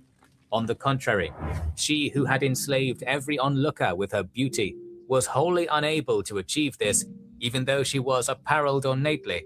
Though fashioned of bronze, she appeared as fresh as the morning dew, anointed with the moistness of erotic love on her garment, veil, diadem, and braid of hair. Her vesture was finer than spider webs, and the veil was cunningly wrought in its place. The diadem of gold and precious stones which bound the forehead was radiant, and the braid of hair that extended down to her knees, flowing down and blowing in the breeze, was bound tightly in the back with a hairband. The lips were like flower cups, slightly parted as though she were about to speak. The graceful smile. Others were hanged immediately. One of the primary contemporary chroniclers, Nikitas Kouniates, describes an event from which we can draw several conclusions. As he and his wife were attempting to leave the city 5 days after it fell, they saw a young girl who was grabbed by a knight and dragged through the streets until he barred the door of his newfound home with her inside. The act was reported. You're on mute. You're muted. This is primary sources from 1204 talking about how these crusaders were coming in and dragging women by their hair, taking them and bringing them away, bringing them back to France and Germany and shit, just to go whatever, just to make them their slaves. And then they would take all the wealth, all these valuable relics. Imagine today, if you and I sacked the Vatican right now, we sacked the Vatican and we took all the holy relics in the Vatican and melted them down for gold. That's what happened. Sounds pretty good. No, I'm just kidding. Isn't that crazy though? You know, I've been to the Vatican Museum, and it's just like room after room, every single thing. Sculpture of Jesus, wood carving of Jesus, every single thing is Jesus. All art got replaced to honoring the Jewish Messiah. Yeah. And fulfilling the prophecy of the Gentiles burying their idols too. Yeah. Mm-hmm. Crazy. Jim, thank you for the 10. A little off topic. I took Mesoamerican history in college, and there was an event, July 12th, 1562, where most of Mayan history was destroyed. See? No, they don't care about anything but their own shit. They don't care if it's not Christian or Jewish, if it's not a Jewish relic, if it's not some saint. They don't care. Think about how the Catholic missionaries went all over the world to try to teach everybody about Jesus, and then their cultures and religions and traditions were, you know, covered up, destroyed, forgotten, or rewritten in a Christian way or something. Like that. Oh, it's the Norse mythology. They destroyed all the texts from the Norse mythology, and they rewrote Odin to be a follower of Christ or something like that. It's just crazy what they do. It's just crazy. It's nuts, bro. It should it should make you want to like think about these things a little deeper. But it surprises me how much people defend this stuff. You get people like, you get these Twitter accounts. I can't think of their names. If I was on Twitter, I'd be able to pull them up. I don't think about these people that much, but they like defend this stuff. They were like, they show pictures of themselves knocking down sacred trees and like, yeah. I'm like, you guys fucking suck. You guys hate European culture. Yeah. You guys suck. I don't like you. I hate you. I don't want anything to do with you. But anyways, thank you for the super chat. We'll keep playing this clip.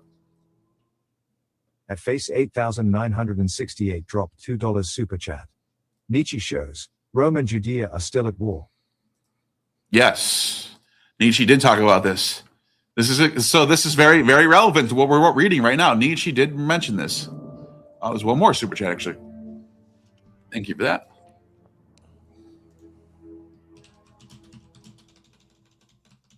At agro_mage dropped $5 super chat. They bury their idols while English kings claimed descent from Woden until 12th century. Mm-hmm. That's very true. He became a progenitor of the race. He was no longer a god. He just became an ancestor, which is so fucked up if you think about that. That's so fucked up. I don't agree with that. Jesus, you guys are laying them on me tonight, dude. I appreciate it, dude. Tepo, thank you. At Tepo_ dropped $10 super chat. Makes you wonder how many ancient artifacts the Vatican could have hidden away. Yes, it really does. It really, really, really, really does. Thank you, Tepo. Appreciate that. Let's keep going. Still a bill that has got. I don't hear it. Him is paying the bill. God There it will is. take revenge against all. Wipe out the whole West. Why? Because of the destruction of the Second Temple, which is still a debt they never paid, and because of the persecution. You know, all that persecution that just come through is still a bill. It's still a bill that has got. You hear that? By the West. Hashem now is going to close the accounts with every person, every nation, every leader, everything. Now Hashem is paying the bills. Wait, did you just say they're going to close their accounts? Did I hear Pay that? their Right? dues. They got to pay their dues. Let's see that again. Got to get paid by the West. Hashem now is going to close the accounts with every person, every nation, every leader, everything. Now Hashem is paying the bills. God. Hold on. They even say they believe, because they believe in Gilgal reincarnation, that all of the Gentiles, the Edomites that persecuted them in their exile, their fourth exile in Edom, are going to reincarnate in the end time for the end times war, so that they could be destroyed. Damn.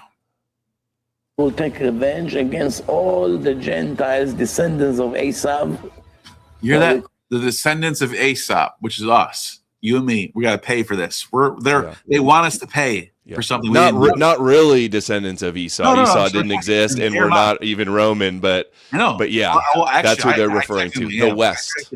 I'm Italian and Greek. So Greek. A piece of me at least has to pay for this, according to them. But they don't think of that way. They think of all of us. They don't care if you're Norse, you're 100% Scandinavian. You have to pay for Rome. That's how they think of all of us, because we're all from Christendom. You know what I mean? Called today Christians for the Holocaust, for the Inquisitions, for the destruction of the temples, for many, many things that they still have an open bill. Still don't pay for it. Who is Esau? You know what's crazy about that? It's an open bill. How did we not pay for it by your ancestors, you know, a couple of 100 years later, conquering us spiritually? Don't you think we paid enough for that? But no, we didn't. We need to pay more. When's enough? Melissa dropped $5 super chat. Dogmatism is the problem. Appreciate your high IQ nuance takes. Thank you. And I don't know if my IQ is that high, but I appreciate that. Put it on my tab, Rabbi Mizrachi. Yeah, but here's the thing. Here's what I don't understand. When do they think we pay? I'm curious. I would love to get this. Who is this guy? What's this guy's name? You know his name?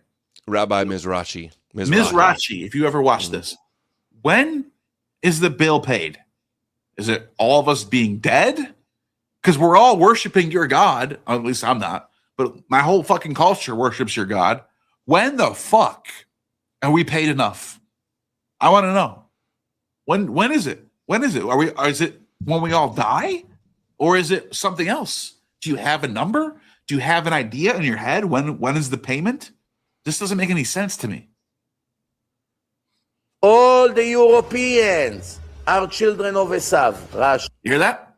I just said that. All the Europeans are children of Esau. That's it.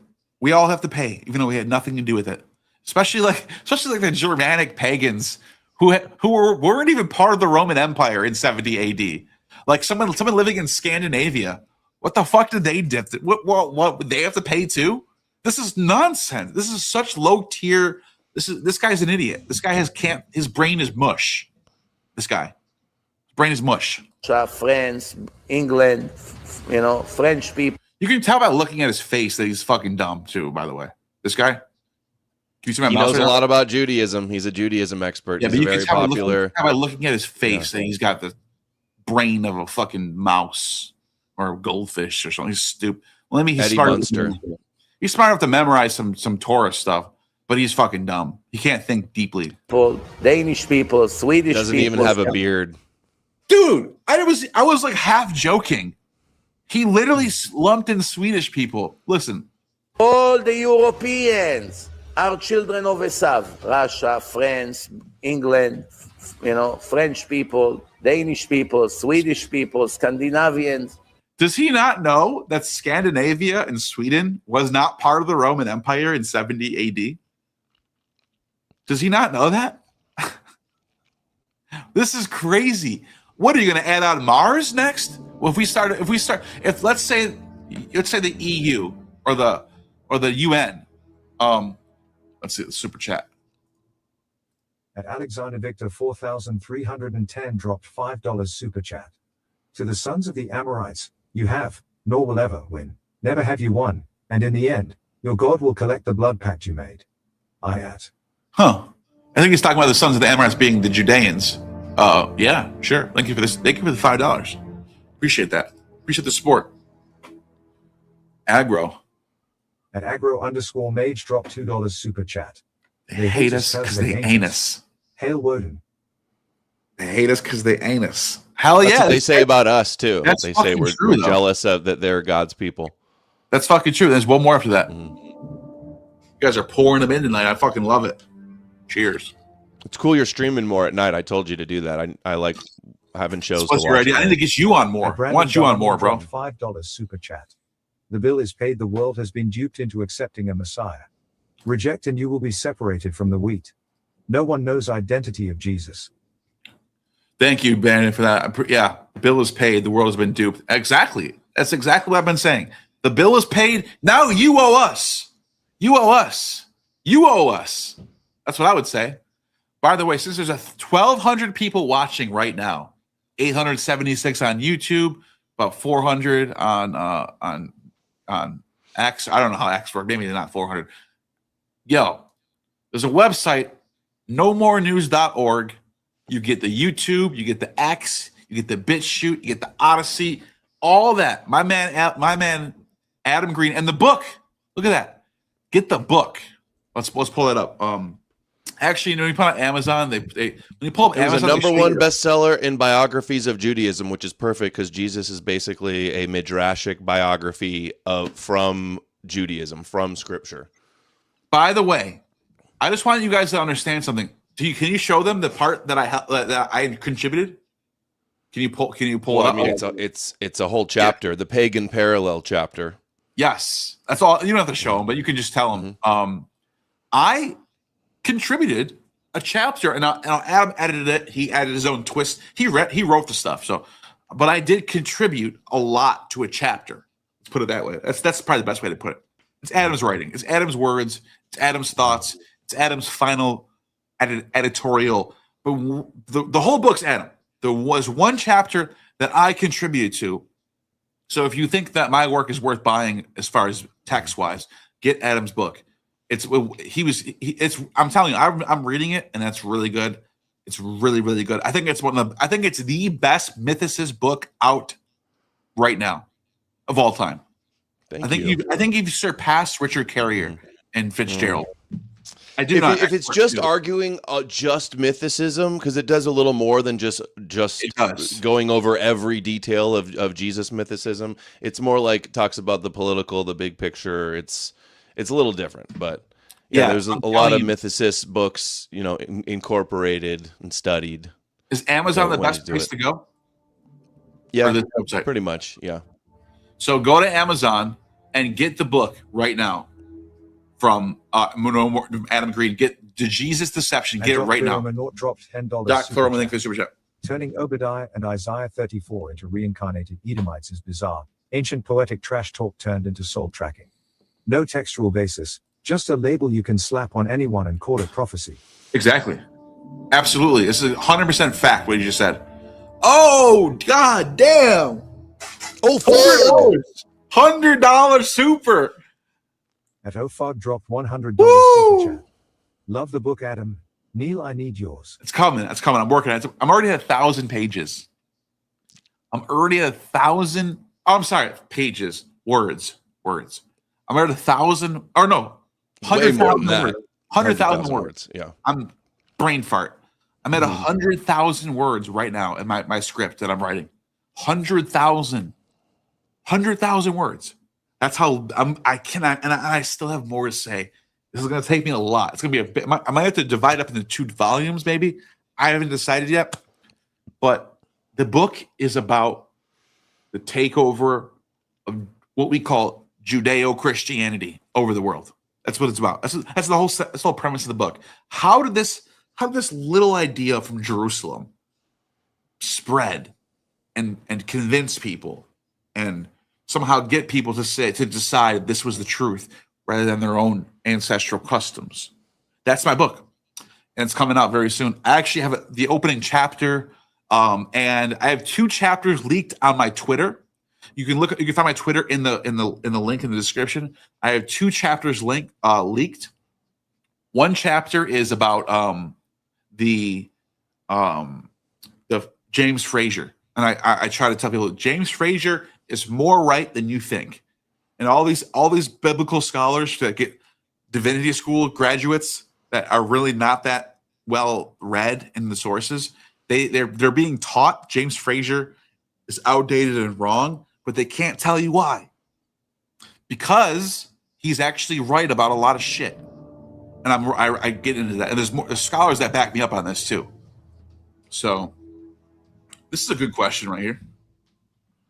And Jimmy, your 187 dropped $2 super chat. Are you Gnostic? Sure you want to answer that question? No, I'm just Oh, kidding. is it for me? No, it's for me. Yes, I am a Gnostic because I believe in knowledge over faith. And by the way, that's all that defines you as a Gnostic in the ancient world. That's why there's so many groups that are called Gnostic in the heresiologist books that have nothing to do with each other. A Sethian is nothing like a Valentinian. A Valentinian is nothing like a Nicene. A Carpocratian is nothing like a Basilidian. They have nothing in common, but the only thing they have in common is they believe that knowledge was salvation, not faith. So in that sense, I am a Gnostic. I believe in knowledge over faith. So yes. But you're not into like the Gnostic Jesus text, though. I don't have to be. No. To be a Gnostic, you don't have to be. I'm not a Christian. I just changed my bio to unorthodox, secular, pagan, so I'll stick with that for right now. Yeah. No. So am I a Christian Gnostic? No. Do I believe in knowledge over faith? Yes. Absolutely. But when you started your channel, you were like leaving you had left Christianity, and that was like one of your transition spots. Your final bus stops, train stops before you completely abandoned the Judeo paradigm. And I have a lot of love for the Gnostics because what they did was they read the Old Testament and they said, this is wrong. They read the Old Testament and they said, there's something wrong here. There's something dark here. I don't believe it. I'm going to say this is a demon. This is Yaldabaoth. And I so because of that, I respect what they were doing because I get it because they're right. There is something wrong with going on with Yahweh. With Yahweh. Elijah being called Baldy by a bunch of little kids. And what does he do? He slaughters them with she-bears? What? Or Yahweh saying, I'm a jealous God. You can't worship any God but me. It's evil. So I believe in the Gnostic worldview to that extent. But you get what I'm saying. There's more. I continue to keep the name for several reasons. Let's put it that way. Damn, the supers are piling on me tonight, dude. You guys won't stop. Love it. Thank you, Lizard Patron. At Lizard Patron dropped $10 super chat. It's crazy how my father's generation knew all of this shit. It's more a sign of our declining society than anything. Yeah. The liberal arts are essentially all about this stuff, but that's gay. Yes. That's gay. That's gay. I love that. Thank you for that. I appreciate you. You have idiocracy in the courtroom. Yeah. And he sounds like a too. Yeah, it's so true. Let's keep going with this clip, right? This is just go. We didn't even crack. We still have so much more to go too. United States, all the Americans, not the blacks. The blacks came from Africa, from Ham. But all the white people in America are all children of Esav. Dutch, German, Irish, British. They're all from Esav. In all those wait, whoa. We got to pause that for a second. Brought about so much pain and suffering. Did he just say everyone in America needs to pay except for the blacks? What? So it doesn't matter if you're from Scandinavia. Doesn't matter if you're from Hawaii. What about Hawaiians? No. What about the Native Americans? They're not responsible. Yeah. Asians not responsible. But it's funny, they go, oh, it's not like they're Ham, so like they don't think anything bad about them. Like they believe in the curse of Ham, that they're meant to be slaves to Japheth. What are the Hawaiians? Are they Shem? What are they? They don't fall into your three people paradigm. They didn't know he existed. They didn't know that those islands existed. They thought it was the end of the world and it was flat at that point. Exactly. It debunks your Bible, Hawaii's existence. I mean, they did technically come from Southeastern Asia. They got on boats and got there. So I guess they technically would be Shem, but it's just silly. It's just silly. You guys are dumb. You haven't thought about this. You haven't thought about this stuff. You guys are just saying nonsense. On the Jewish people will be punished. Wait, what do you say? In all those goyim. Whoa! Brought about so many old children. Wait, whoa! What did he just say? Let's watch that one more time. Of Esav. Dutch, German, Irish, British. They're all from Esav. In all those goyim. All those goyim. You guys know what goyim means, right? It's anyone but Jewish. It's all the nations. He just said all the goyim. Who brought about so much pain and suffering on the Jewish people will be punished. And who's that? Are you gonna rip up the graves from the ground? Who did this stuff? Because we didn't do it. Idiot. Every square inch of Europe is drenched with Jewish blood. So I'm not envious of anybody living in Europe at this time. Ow. You are certain this is gonna happen? I'm not envious that you're gonna pay for something that you didn't do, that your ancestors might have did, but you didn't do it. I'm not envious of you. That's some sick fucking thinking right there. It's crazy that there's all this talk going on all over Rabbi YouTube, and it's kind of gone under the radar. And no one knows. That's why I wanted to do a stream tonight. You've been showing this shit to the world, and you're getting criticized for it, even by Christians calling you Jewish when you're literally playing clips of rabbis. It's so crazy. Their cope is they go, I don't believe the rabbis. And I go, they're not. It's not about believing them. It's about hearing what they're fucking saying. You idiots. Yeah. They're taking credit for you, idiot. They think you're. You ever heard this phrase that people in the ghetto say? I put a battery in his back. 50 Cent has a song, Battery.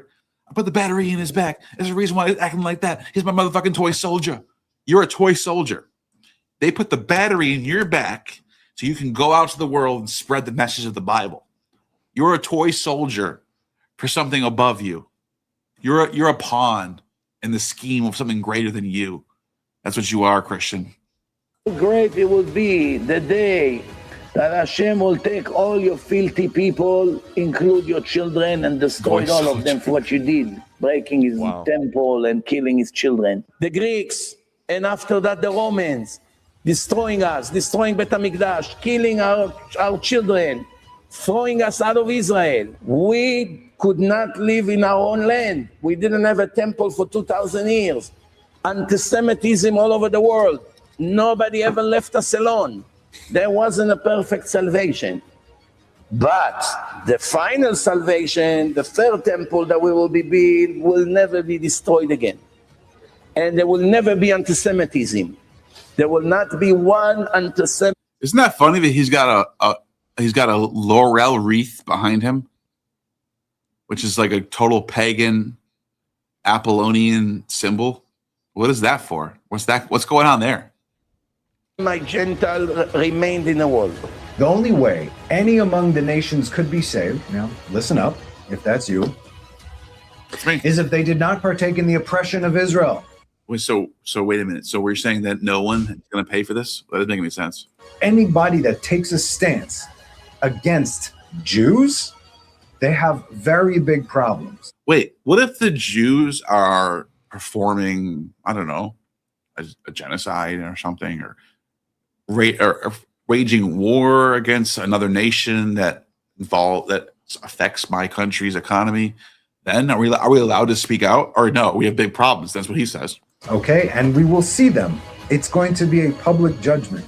So you can't even speak out against a Jew, and you're going to die, is what that guy just said. A day approaches, the day of Hashem approaches on all the nations of Edom. Precisely how they dealt with the Jewish population throughout history is precisely how they are going to themselves be treated in the end of days. And he gives this example of a giant goblet. And every time an Edomite nation caused pain against the Jewish people, the blood, so to speak, from that pain was extracted and dripped. 187 dropped $10 super chat. He's creating a permission structure for taking action against those who speak out against Israel. Exactly. This is the eye for an eye, tooth for a tooth mentality. There's a reason why our ancestors, our real Greek ancestors in the Hellenistic period, decided to move beyond this idea, because there used to be lex talionis. This is an old Latin law code. Let me show you guys right now what I'm talking about. Curse them and you'll be cursed. Bless them and you'll be blessed. That's kind of the theme, underlying theme and attitude here. Yeah, there was a universal code that goes back very, very far. It goes Code of Hammurabi is one of them. Eye for an eye, tooth for a tooth. The Bible definitely. But even in the Mediterranean world, the Latins had the law of exact retaliation called lex talionis, reciprocal justice. Now, I do believe this is a just way to do things in the here and now, not for people who lived 7,000 years ago or 200 years ago or even 60 years ago. I believe a living soul is responsible for what they do in their lives. That's why I say. So they're taking it beyond the universal lex talionis. They're doing some other shit right now. They're doing some really sketchy shit if you think about it. So that's what I want to say about that. Thank you for the super chat. Into this goblet. You guys are on fire tonight, by the way. At the end of days, each nation will be forced to drink its goblet, and they will be destroyed exactly the way they tried to destroy the Jewish people. Drink his goblet? It says that they'll drink, they'll become consumed, and they'll be as if they never were. There's going to be a huge destruction. Why There is it cannot be a new reality of Why is the it frozen? redemption without the destruction of the old there it goes. reality. There's no such a thing. It's not going to overlap. It's going to you have to destroy one reality in order to go to the next reality. Okay, this clip is great. See through it all. I appreciate you. I want to shout you out. Go to Twitter, find See Through It All. You had a clip that you wanted to present, right? Yeah, it's another compilation. Let's go to it. Which one is it? I'm in your messages right now. How many up? Let's do the one with Netanyahu. Is Netanyahu at war with America? Okay, boom. Let's do that one. Hold on. Netanyahu, where is it? Wait, I just pressed play. Oh, there it goes. Okay. Okay. All right. Let me pause. Let me just share my screen. And where did it go? Right here. Okay. Let me press play. We want to know what you're reading now. What I'm reading? Yeah. It's a book by a historian named Barry Strauss. It's called The Jews Against Rome. Jews Against Rome. What made you pick it up? Well, we lost that one. I think we have to win the next one. But the new Rome, the United States. The new Rome, the United States. We want to know what you're reading now. That's it. Yeah. It's a book by he might have gone to the bathroom or something. named Barry Strauss. This is the Prime Minister of Israel, in case anybody doesn't know. Jews Against Rome. What made you pick it up? Well, we lost that one. I think we have to win the next one. But the to new win Rome, the next the war United against States. Rome. The new Rome, the United States. Wait, so what did you say right there? What just happened right there? They asked him what book he's reading. He said it's one about a war between Judea and Rome, and he says they want to win the next war against Rome. And then in another clip with Pompeo, he identifies America as the new Rome, which is, kind of the universal view in Judaism. Wow. Let's keep going. We want to know what you're No, reading that's it. now. We already watched it. We watched it twice already. It's real short. Okay. But if you want another one, go to this one now too. This is another compilation from See Through It All. You just said I just dropped it in the StreamYard chat. Okay.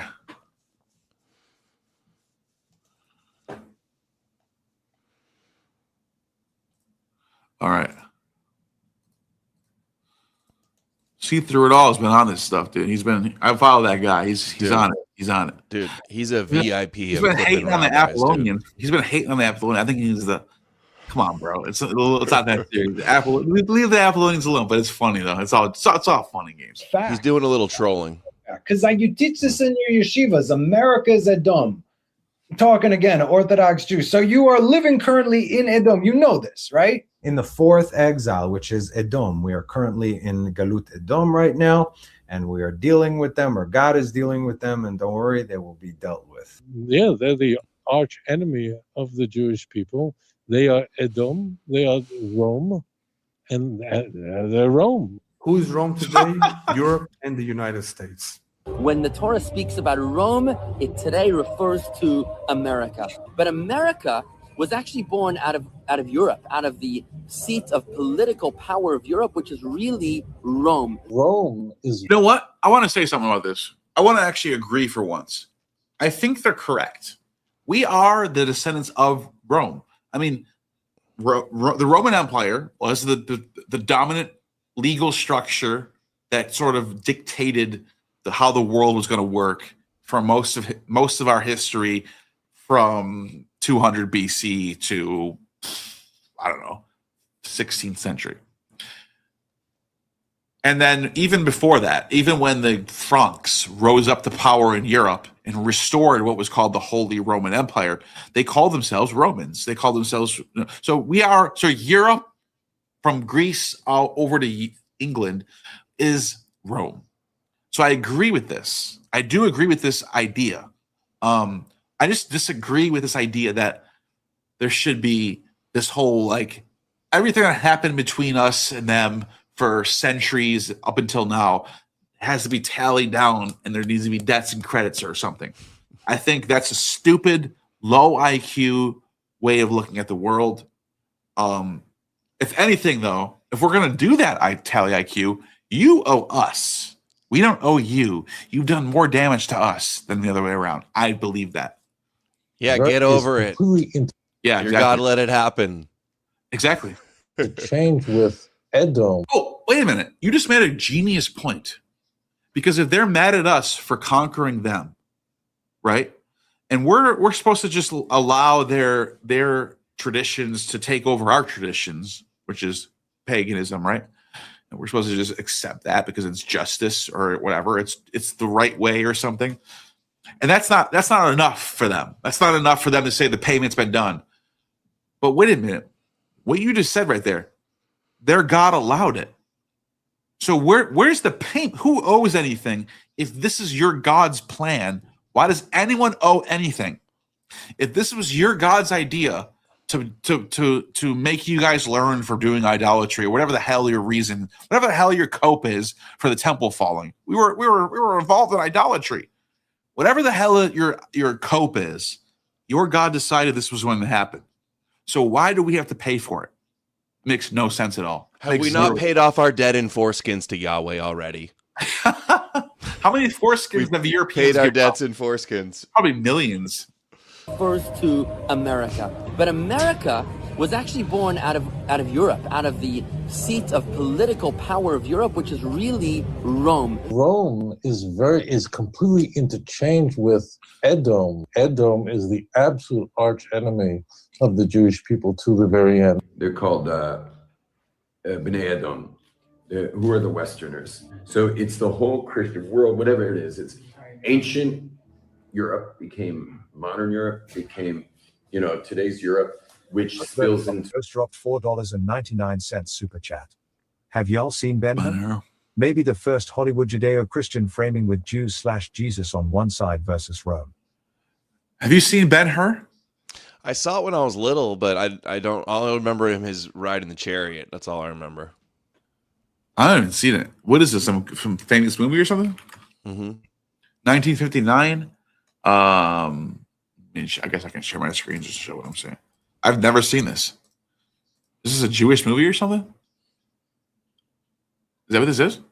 I don't know. I don't remember anything in it. Ben-Hur, 1959 religious epic film? A Tale of Christ. Really? Charleston Heston. Oh. I've never seen this before. What is the plot? 3 wise men following a star, blah, blah, blah, blah, blah. I'm good. No, I'm just kidding. I've heard that story before. Maybe the first Hollywood Judeo-Christian framing with Jews and Jesus on one side versus Rome. Oh, I can see where he's going with this. Yes. Ooh. It's in that 1950s period. It's in that 1950s period when Hollywood really starts to hit a lot of Jewish directors. It's true. I'm just giving a true statement right now. I'm not saying anything about it. I'm just saying we know this. We know there's a whole bunch of, like, how many Jews in the world are there? Do you know? I think they say like 16 million. 16 million. What is that? Less than 5%, right? Less than 0.02% or something. Yeah. $2 super chat. Less than 1%. Look up the chariot scene. Maybe I will. All right, let's see. While I'm looking that up, so they're less than.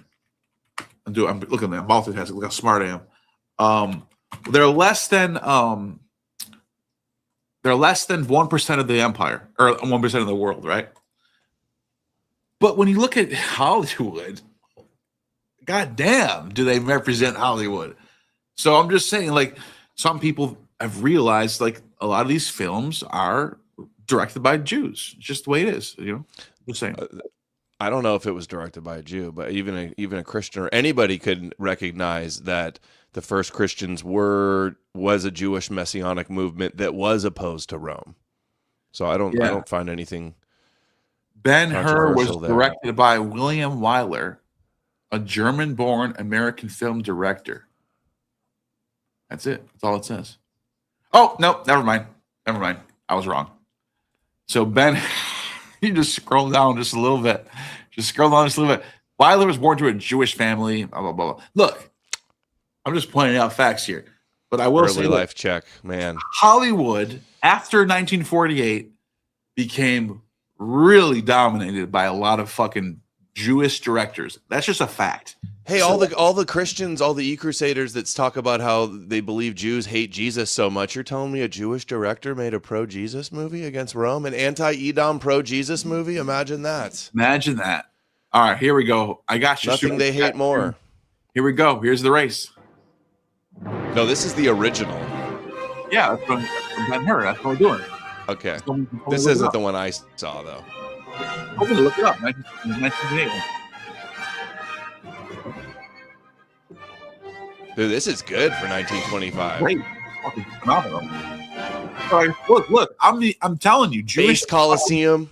These Jewish directors know what the fuck they're doing, man. They know what the fuck they're doing.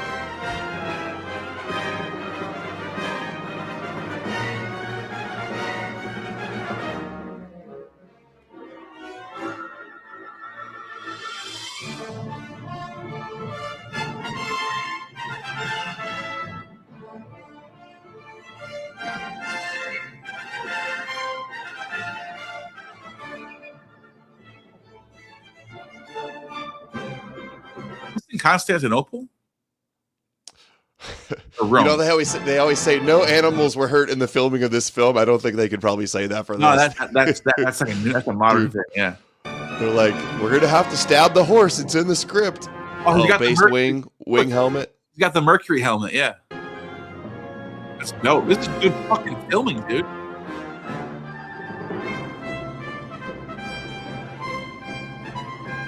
Good music, too.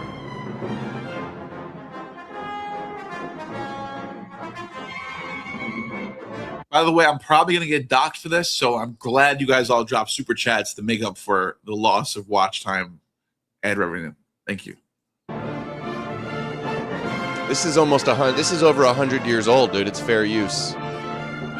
Maybe. We'll see. Find out.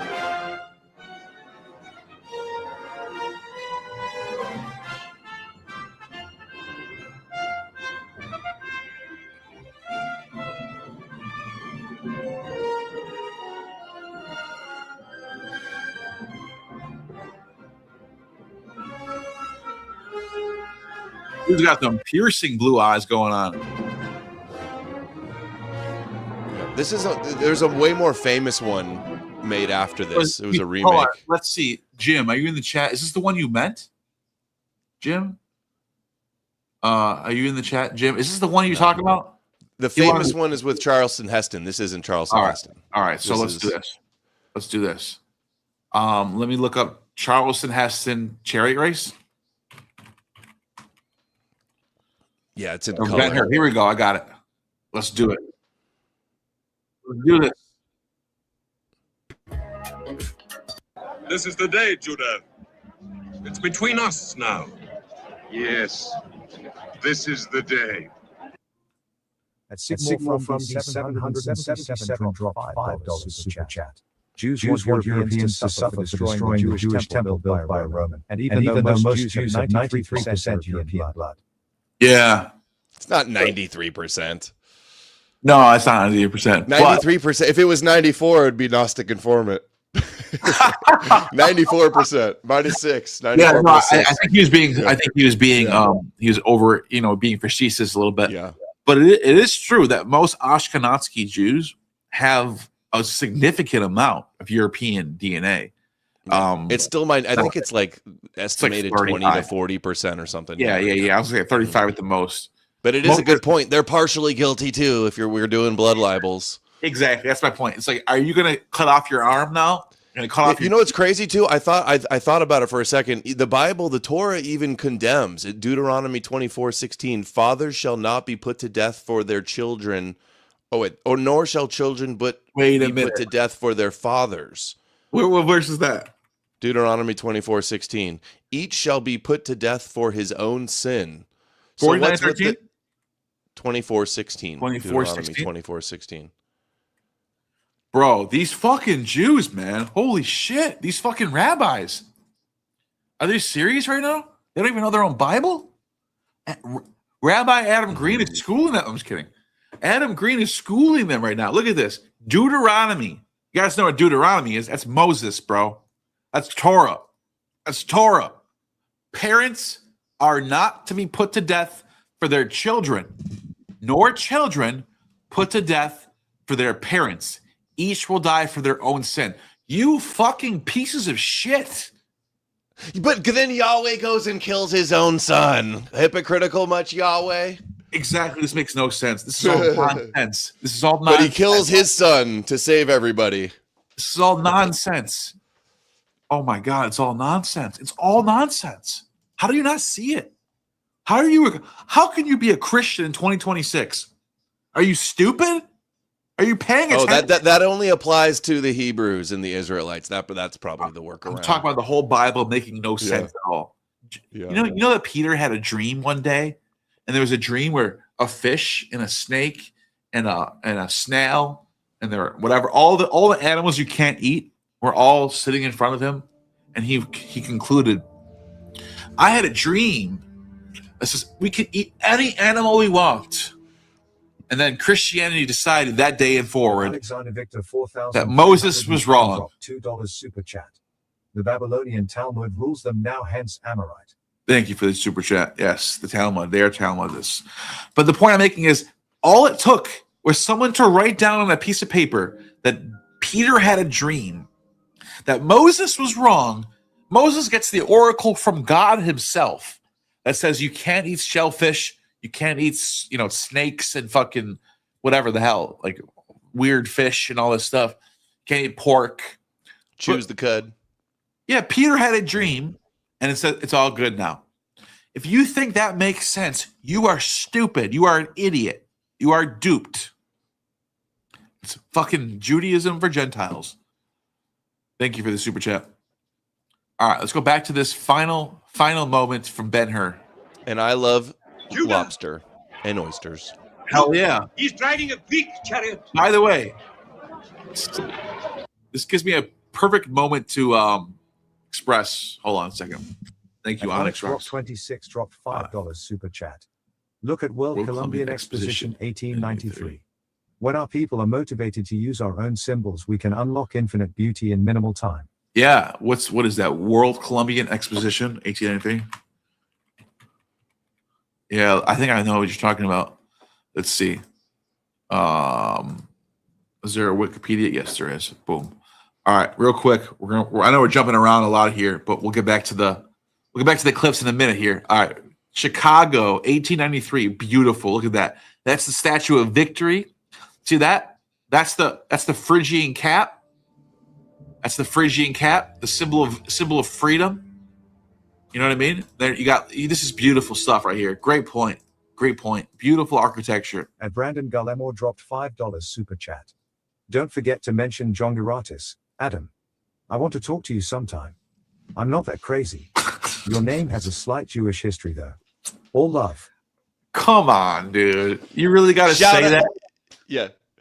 Anybody that says I'm not that crazy, instantly I think maybe you're a little crazy if you're already. Yeah, why are you saying that? Yeah, shout out John. John is one of my boys too. He's awesome. He's always doing epic compilations of this stuff. Your name has slight Jewish, and that's not even true. The name Green was originally Adam. not Jewish. Adam is right, but that's not Christians have been naming. Come on, dude, think for yourself. Green's Anglo-Saxon. Christians have been naming people Adam and Marcus and Mark and Matthew and John and whatever for 1,500, 1,600 years, dude. It's his first name. Green is not a Jewish word. It's a German English word. It's a Germanic word. There are Ashkenazi Jews that end up borrowing that name because they become part of that part of the world. It's called Ashkenazism. Greenberg is not your name. Your name is Green. Anyways, I don't even know how I have to explain that. That's like so low tier. Anyways, which part are we looking at here? This one right here. Ah, stupid ads. Which part did he say he wanted to see? Do you remember or no? The chariot race. Just the chariot race? Okay, we'll see right here then. We get your point. It's good stuff. We get it. With the Jewish director, cool. It's good stuff. You're absolutely right. I'm gonna get smoked for that. If not already happened by now. So let's go back to the clips, right? Yeah, let it run. To obviously with the Mayflower America. What we call today Europe and United States and Russia and all the, that's Edom. Later, Europe became United States because the British and the Germans, they all came to America. So America, it's a branch of Esav, of Edom. And we're right now currently in the last and final long exile, Galut Edom, which according to many commentators, it's a combination of Edom, which is Esav, which basically was the Romans, and then merged to the Christian world, Western culture. Western philosophy, Western religion. That's Rome. Rome is generally considered the... I wonder what he meant by that, because Western philosophy, Judaism, falls within that. I know people would disagree with this. You know what's crazy too is like Netanyahu and the Christian Zionists. They always say over and over again, they're our greatest ally. They say we're defenders of the West, so and that we're your greatest ally. But then you listen to what they actually say in Judaism, and it's all this. It sounds schizophrenic. It literally sounds schizophrenic. Like on one hand, we're taking credit for all the greatness of Christianity and and Islam for taking over the pagans, and we take credit for that stuff. And then on the other hand, they need to pay for all the stuff they did to us. Blah, blah, blah. Which one is it? You sound like a schizophrenic person right now. Seriously. Goddamn conehead. The Western world, America, Nephilim brain, and the Christian world. The nation of Edom, of Romi. That's what Jesus really looked like if he existed, right there. Considered at some time the capital of Europe, is a descendant of Esav. Let's talk about that for a second. Because Rome, technically, I know what they're doing. They're theologically connecting Rome to Esau. But realistically, it's such nonsense. Esau is just southern Levant. There's nothing related to Rome there at all. At all. Zero connection. There's no Romans related to Esau. You have Herod, who's an Edomite, who's a puppet for the Romans, but then he He's the one who built your temple. You know what I mean? Like, this doesn't make any sense. These guys are so stupid. Founder of the Nazis. Esau is the father of the Romans, the Greeks, the Nazis. Why do they think this, though? Is there a reason why they think this? Well, he explains it another time that the symbol of Edom is the eagle, and the Romans had an eagle, the Germans did, the Russians did. America has the symbol is the eagle. There's the eagle of Edom. So they use Ralph Ellis methodology. One person has an eagle. Is there really an eagle Edom? Is that really true? Yeah, it's in Obadiah. It talks about the eagle that nests in the high places. In Obadiah? Yeah, Obadiah. So Obadiah 1.4? Probably. Is that what you look? Let's see. Well, Obadiah 1.4, it says... What the hell? Why can't this site be reached? Tovia says we have whole books about the destruction of Edom. Is he in the chat? All right, Singer? Singer? No. Oh, I have a clip of him saying that. Chat. That's what he's talking about. Like, Obadiah. So, Jonah, Obadiah, Jonah 1 through 4. There it is. Though you soar like an eagle. That's it. And you make your nest. That's it. These people are scum, dude. This is like Ammonite theology, where you find one word, you find one fucking source that says one fucking thing, and then you go, well, the Romans. Let's see, the Roman eagle. Let's look up Roman eagle.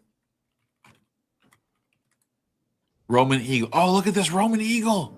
Look at this Roman eagle. It must be Edom. Look at an eagle. An eagle's right there. You know how many people have eagles in their symbolism? $5 super chat. Adam's book is amazing. Everyone should get a copy. Thank you, Dysonics. Just read the first 3 chapters and it opens you up to the rest of the book. Absolutely. It's a must read. It is. It absolutely. I'm not kidding. I'm not just saying that because you're on here. I actually think your book is really, really well done. For a mythicist, the mythicism had to be taken to another level. It had to go beyond what it was doing. And this book does that. This book finally takes it beyond just the comparative thing. It goes into the culture. It goes into the history. It goes into the theology itself. Your book is really good, dude. It really is. I think it's good too. I'm reading it in a private Zoom call book club. And I've edited it so many times or read it over and over again. But I put it out in the beginning of February, and now I'm like rereading it again after a few months of not looking at it, and I'm happy with it. I'm content. I think it is good, and it's getting good feedback. It's well done, dude. It really is. So thank you for that super chat. Well, all right. So where were we? Yeah, this idea of the eagle and Edom is so low tier. They just make up shit. They just make up what they want. This is so bad, dude. And genetically, culturally, every way, genetically, linguistically, we don't have their language, they don't have their culture, they don't have their gods, they don't have their genetics, they don't have anything to do with Esau. But they want us to be Esau because the Bible says Jacob will take over Esau. So we're Esau now because they said so. Why? Well, they looked for evidence, and they found one verse in Obadiah that says that you're like an eagle soaring. And then they found that Roman symbols sometimes have eagles in them. Therefore, Rome is Esau. This is Amon Hillman. This is Ralph Ellis tier shit right here. This is stupid. Haman, all the evil people in the world are the children of Esau.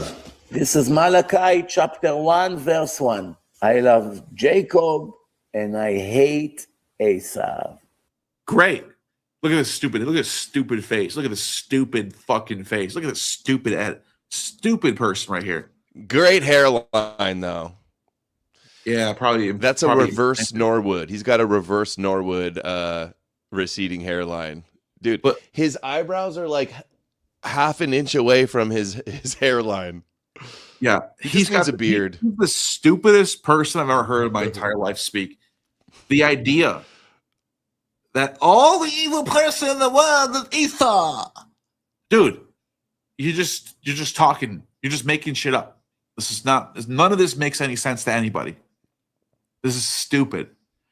Rome would never, ever, ever, ever, ever, ever, ever, ever, ever, ever, ever claim descent from Esau. Ever.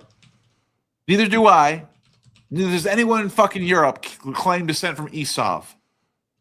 You fucking idiot. You're fucking fighting a cloud. You're talking shit to a cloud right now. Doesn't make any sense. His forehead's so small because he's missing his frontal lobe, his frontal cortex, because he's got Bible brain. He's totally fucked, dude. He's totally fucked. I hate Esau. What do you mean you hate Esau? Esau is 3 billion people almost.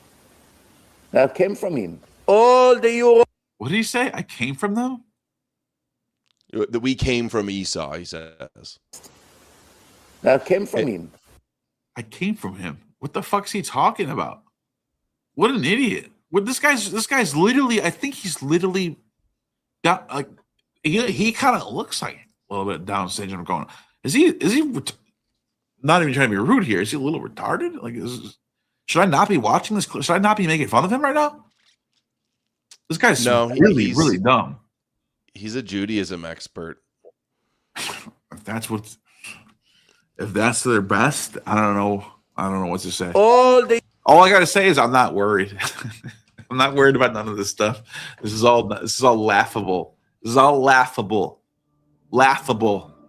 nonsense. Europeans are children of Esav. Russia, France, England, French people, Danish people, Swedish people. 88 dropped $5 super chat. Eagle versus snake symbols go back to Göbekli Tepe. Look up the serpent seal. Perhaps these two human archetypes have been at odds for a long time. Yeah, the eagle and snake mythology is pretty ubiquitous because anyone looking outside, if you're in the wilderness, if you're in the mountains, if you're in the country, you're going to see eagles swoop down and try to grab a snake. But every once in a while, a snake will fight back and win. So the eagle versus the serpent mythology becomes ubiquitous in all cultures because it's a very fascinating thing to watch. When you see an eagle come down, try to grab a snake, and the snake fights back and sometimes defeats the eagle, or sometimes it loses. It doesn't matter. It depends, right? So it's the eagle versus. There's a Bible verse about this too. The eagle serpent Bible verse. I think it's in Ezekiel. It is Proverbs. Is it Proverbs? I thought it was Ezekiel. Let me see. Proverbs 30. Let me see if I can see it. Proverbs 30 says, "There are things that to amaze me: the way of the eagle in the sky, the way of the snake in the rock." Okay, that's not it. Anyways, but yeah, this is well known stuff. Anyways. That mix seemed to be just a bunch of rabbis saying that America is Edom. This is the one where they talk more about what's going to happen to Edom. I just dropped it in the. You want to skip this one? It's the one that you're in that you start with your question. Years ago, I super chatted into your show when you had Tovia on, and I say, "What is Edom?" Yeah, this is like 5 years ago. This one right here, right? Yep. One more super chat. Another $10, dude. This is what I really appreciate about tonight. You guys aren't just dropping $2 on me. You're dropping tens. A Bearable Pain 592 dropped $10 super chat. Thank you. Neil, you are missing the point. You have to bring yourself to understand why the Jews apply labels. Yeah, look. I get what they're trying to do. I just think it's stupid. I think it's really stupid. The idea that everyone alive today who lives in the shadow of Christendom is somehow guilty for what happened in the past is stupid. That's why I think it's stupid. But I appreciate your super chat. Thank you. All right, let's go to the clip. Let's go to the clip at hand. Let's play it. /Edom represent today and what will happen to them in the end times. Oh, so that's really easy. So Edom is Christendom. It is the implacable enemy of the Jewish people. The concept of... By the way, that was when I was still living in Buffalo. I can tell because of the background. I brought this red behind me. I brought it back, but this is a different setup. This is a whole different bookshelf and everything. This is in Buffalo. Now I'm in Florida. So this is You got your Joe Rogan curtain. This is at least over 3 years ago. I want to say 4 or 5 years ago. But oh shit, $20 just came in. Super chat. I can literally trace my family bacon to pre-conquest Normans. Do I have a claim to Normandy? Right. Like I said before, Great Orthodox point. Judaism Great is thoroughly point. infected with irredentist nationalism. Might as well be Skians. Well said. Look, this is what I mean. If we're gonna play this game that you are your ancestor, like you are. I'm not saying you shouldn't feel one. I'm not saying you shouldn't feel one with your ancestors. I'm not saying you shouldn't feel collective about your ancestors. You shouldn't feel proud of your ancestors. You shouldn't try to live on through your ancestors. I'm not saying any of that's not true. But I am saying this. If we're going to play this game where you owe a debt from someone 10,000 years ago or 2,000 years ago or 1,000 years ago or 500 years ago, then why don't I get the credit for 1,000 years ago or 500 years ago or 200 years ago? Why can't this person who's a bacon claim Normandy? After all, isn't that what we're doing? We're all guilty or whatever for our. This is what, you get what I'm saying, right? Anyways, easy. So Edom is Christendom. It is the implacable enemy of the Jewish people. What do you think about that? He's right. The eternal struggle between Jacob and Esau. Christianity and Judaism. Who started this idea, though? Is it Talmud? At $10 Genesis. They have the same Christ. No, I'm talking about Christianity. Christians. Yahweh brain is a serious epidemic. Yahweh brain is a fucking serious epidemic. Tepo, you're not fucking wrong about that, dude. You're absolutely right. It's a serious, world-ending epidemic, world-shattering epidemic. The Talmud calls Rome Edom, and it also says that before that two cities cannot coexist. So when Rome is up, Judea or Israel or Jacob is down, and that in the end times for Jacob to have their messianic age, Rome has to be at the highest high and then have a fall. That's what they're talking about with the fall of Edom. So it's Talmudic theology, because Christians don't call themselves Edom. It's not a thing they do. But in fact, Christians say they are Jacob. Because Paul quotes Jacob and Esau. Yeah, Paul talks about Jacob and Esau in Romans, but it's kind of hard to interpret what he's saying, who he's identifying as Jacob and Esau. But let's see, Romans 9. Let's go to Romans 9. All right, let's check this out. This is worth checking out. I'm trying to be as objective here as possible. I talk a lot of shit about Christians. But whenever there's a chance where I can say, look, Christians this is not their fault. This is the rabbi's fault. I'm going to take it because I'm trying to show people I'm not being biased.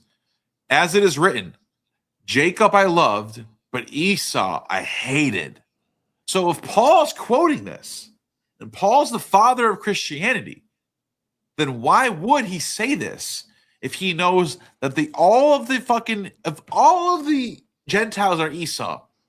Why would he tell them this? Why would he say, hey, you Romans, you're Esau. God hates you. But what does he say? What shall we say? Is God unjust? Not at all. I will have mercy on whom I have mercy, and I will have compassion on whom I have compassion. The point I'm trying to make here is if you convert to Christianity, according to Paul, you won't be hated anymore. You'll be loved. You'll be part of Jacob's. You'll be grafted into Jacob. You'll be saved. So you can see what's going on here. You see the manipulation. They're both using the Jacob-Esau crap, but they're just trying to tweak it in a way to make it feel good. Does that make sense to you?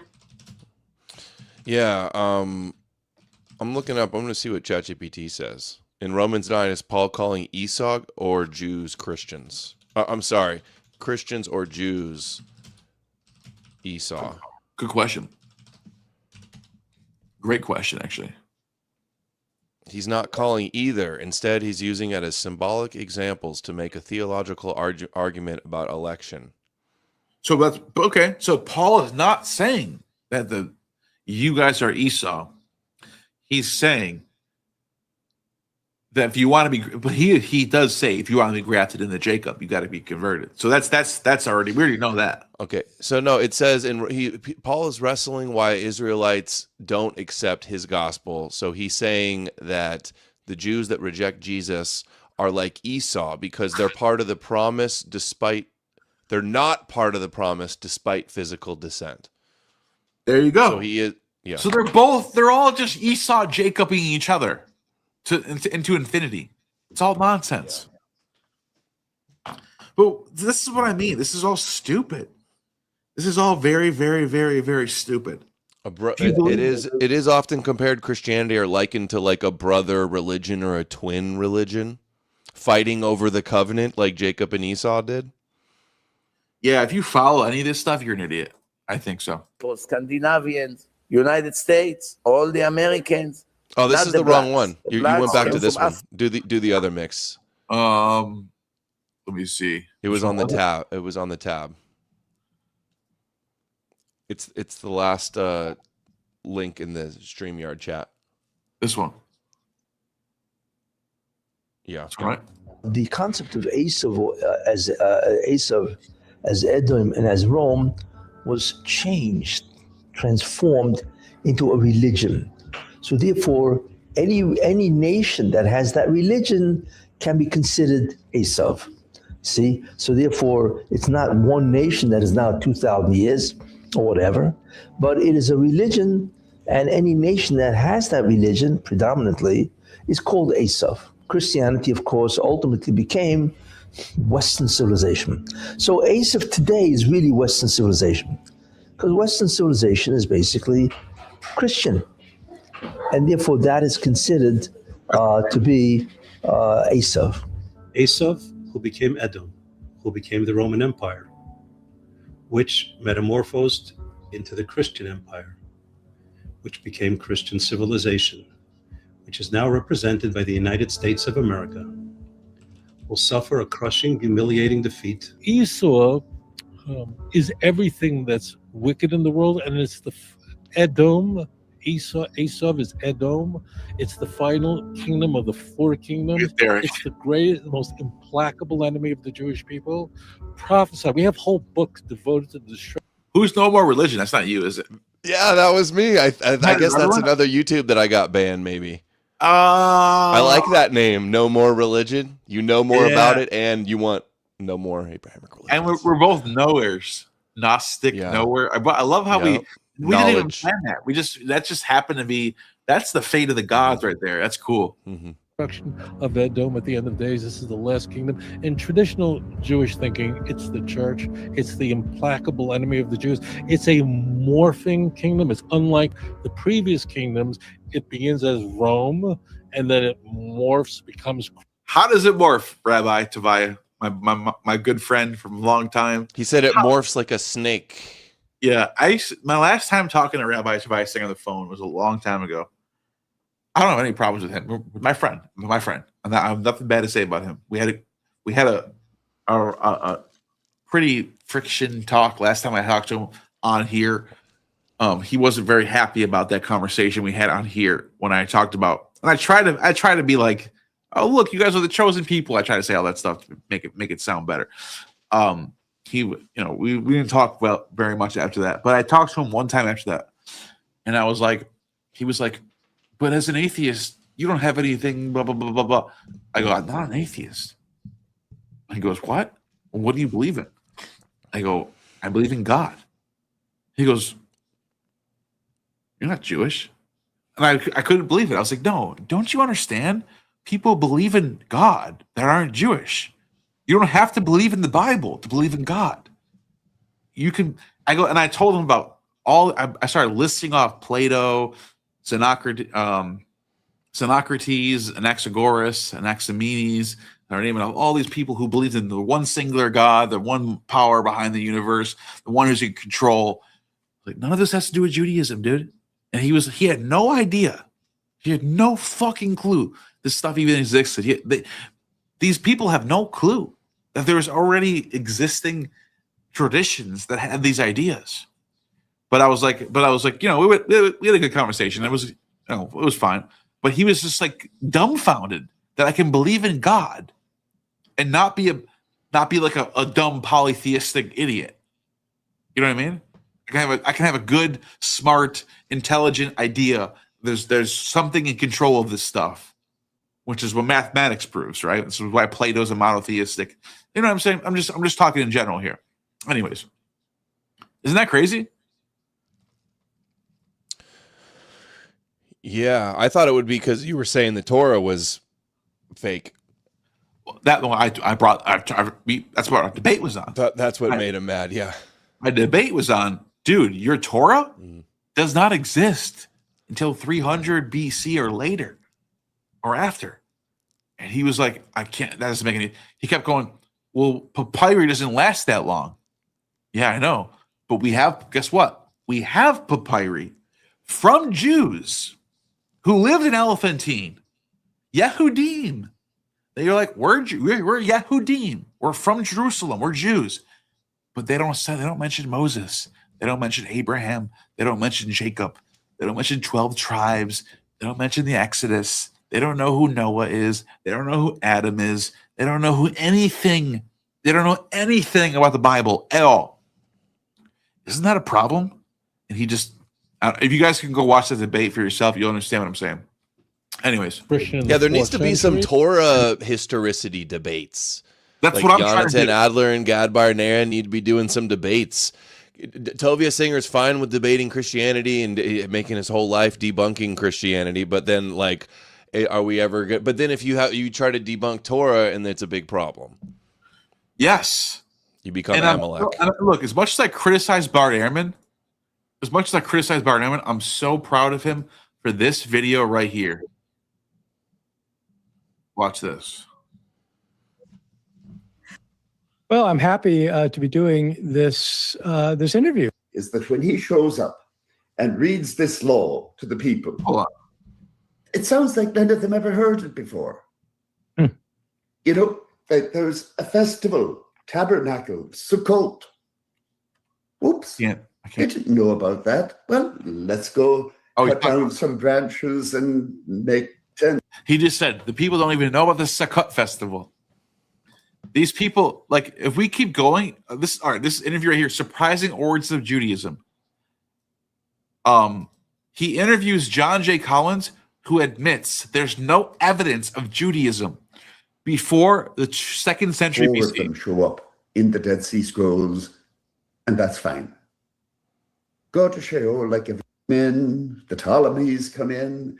The Ptolemies are mainly concerned to collect taxes, maybe pick up people to sell as slaves, but it's commercial. In 70, the Romans destroyed Jerusalem. Enoch shows up. Now, the Book of Enoch is really a collection, is a radically new worldview in the Jewish tradition. Yes. It was something that would have made no sense to Ezra. See? Right. But you get it in books like the books of Enoch and become initiated. Modern Zionism is an outcropping of American Confederacy. The idea of racial dominion was birthed in America's first Congress. Israel equals extension of U.S. What do you think about that? I don't know about that. Disagree. Yeah, I don't know. I think there's more going on than this. I think Zionism is a little deeper than that. I think it's a lot deeper. I think it has to do with the Bible. I think it has to do with Jews. I think it has to do with Torah. I think they use American Confederacy, or not Confederacy. I don't think Confederacy would give a fuck about this. Confederacy. Yeah. We're talking about Civil War Confederacy, Bakken. Because if that's what hold on, you're saying racial dominion was birthed in America's first Congress. You don't see any racial dominion in the Torah? In the Old Testament? No. The idea that we're Jews and everyone else in the world is Gentiles, that's racism right there.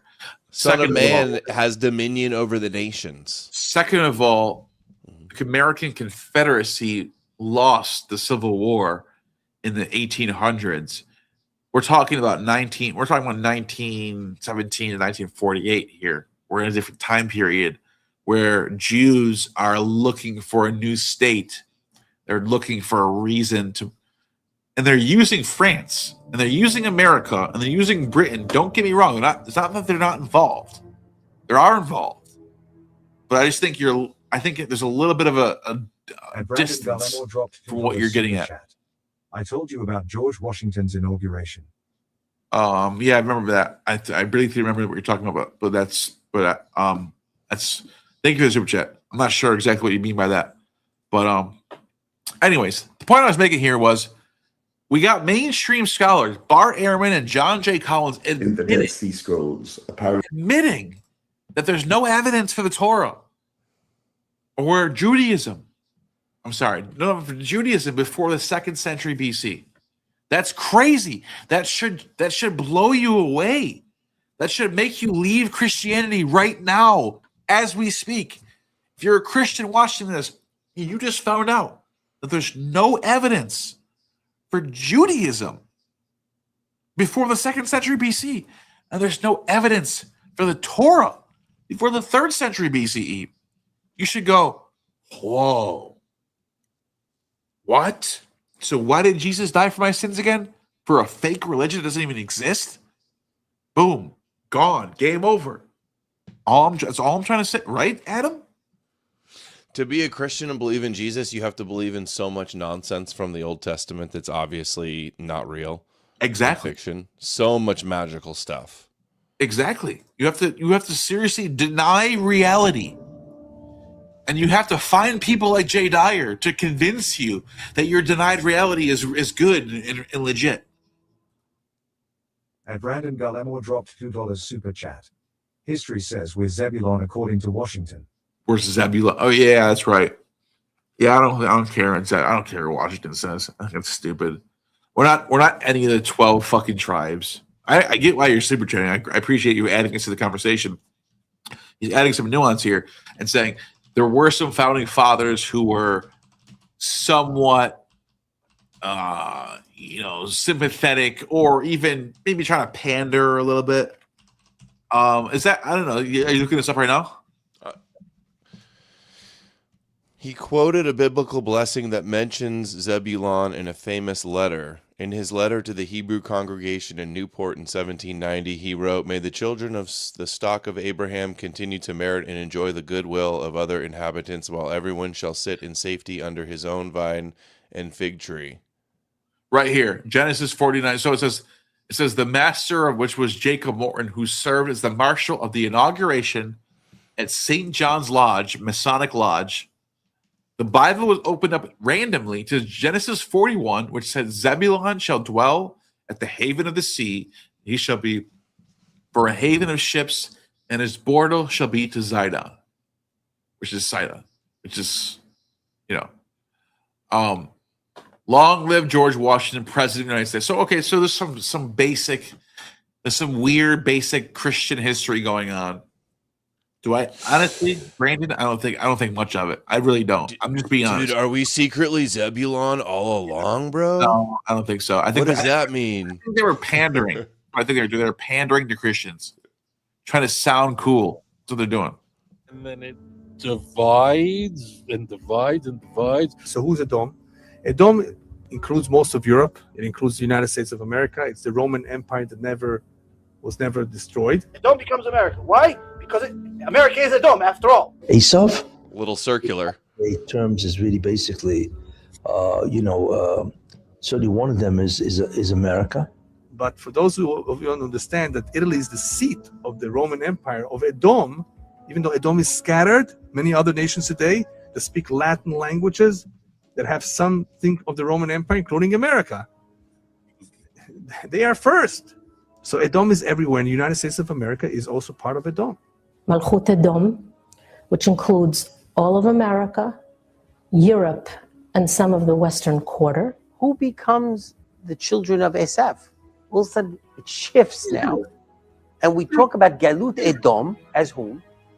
As Rome, and eventually Western civilization.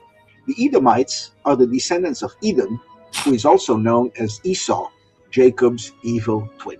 Our tradition tells us that the Edomites are the ancestors of the Romans, and indeed of all Europeans and the entire Christian world. Esav Look up 20. Who is the symbol of all the nations.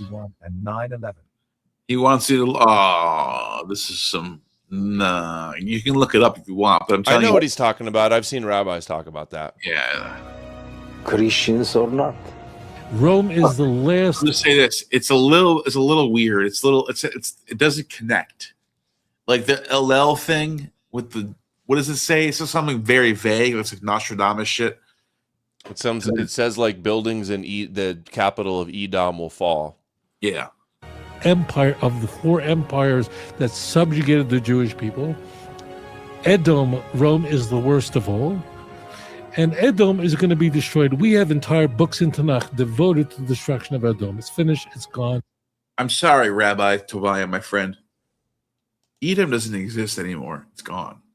It's called Jordan right now. Get to the real world. Jordan is Edom.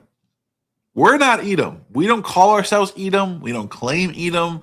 We don't give a fuck about people who lived in Edom. We're not Edom. So your mythology is fucking dumb. Edom is the Jordans, the Jordanians. You can go fuck with them if you want, but don't fuck with us. No more. The West is Rome. According to the simple meaning, Europe and America are really one entity. But we know one thing, right? That when it comes to the classic Rome, which is Europe, they're finished. Did you hear that, dude? Classic Rome, which is Europe, and you know that extends to the Americas. He's not just saying just Europe as a continent. He's talking about Europeans. He's talking about you and me. And this is fucking crazy. Like that they can just say this stuff and get it. And how do they not demonetize for threatening people, right? It's pretty genocidal.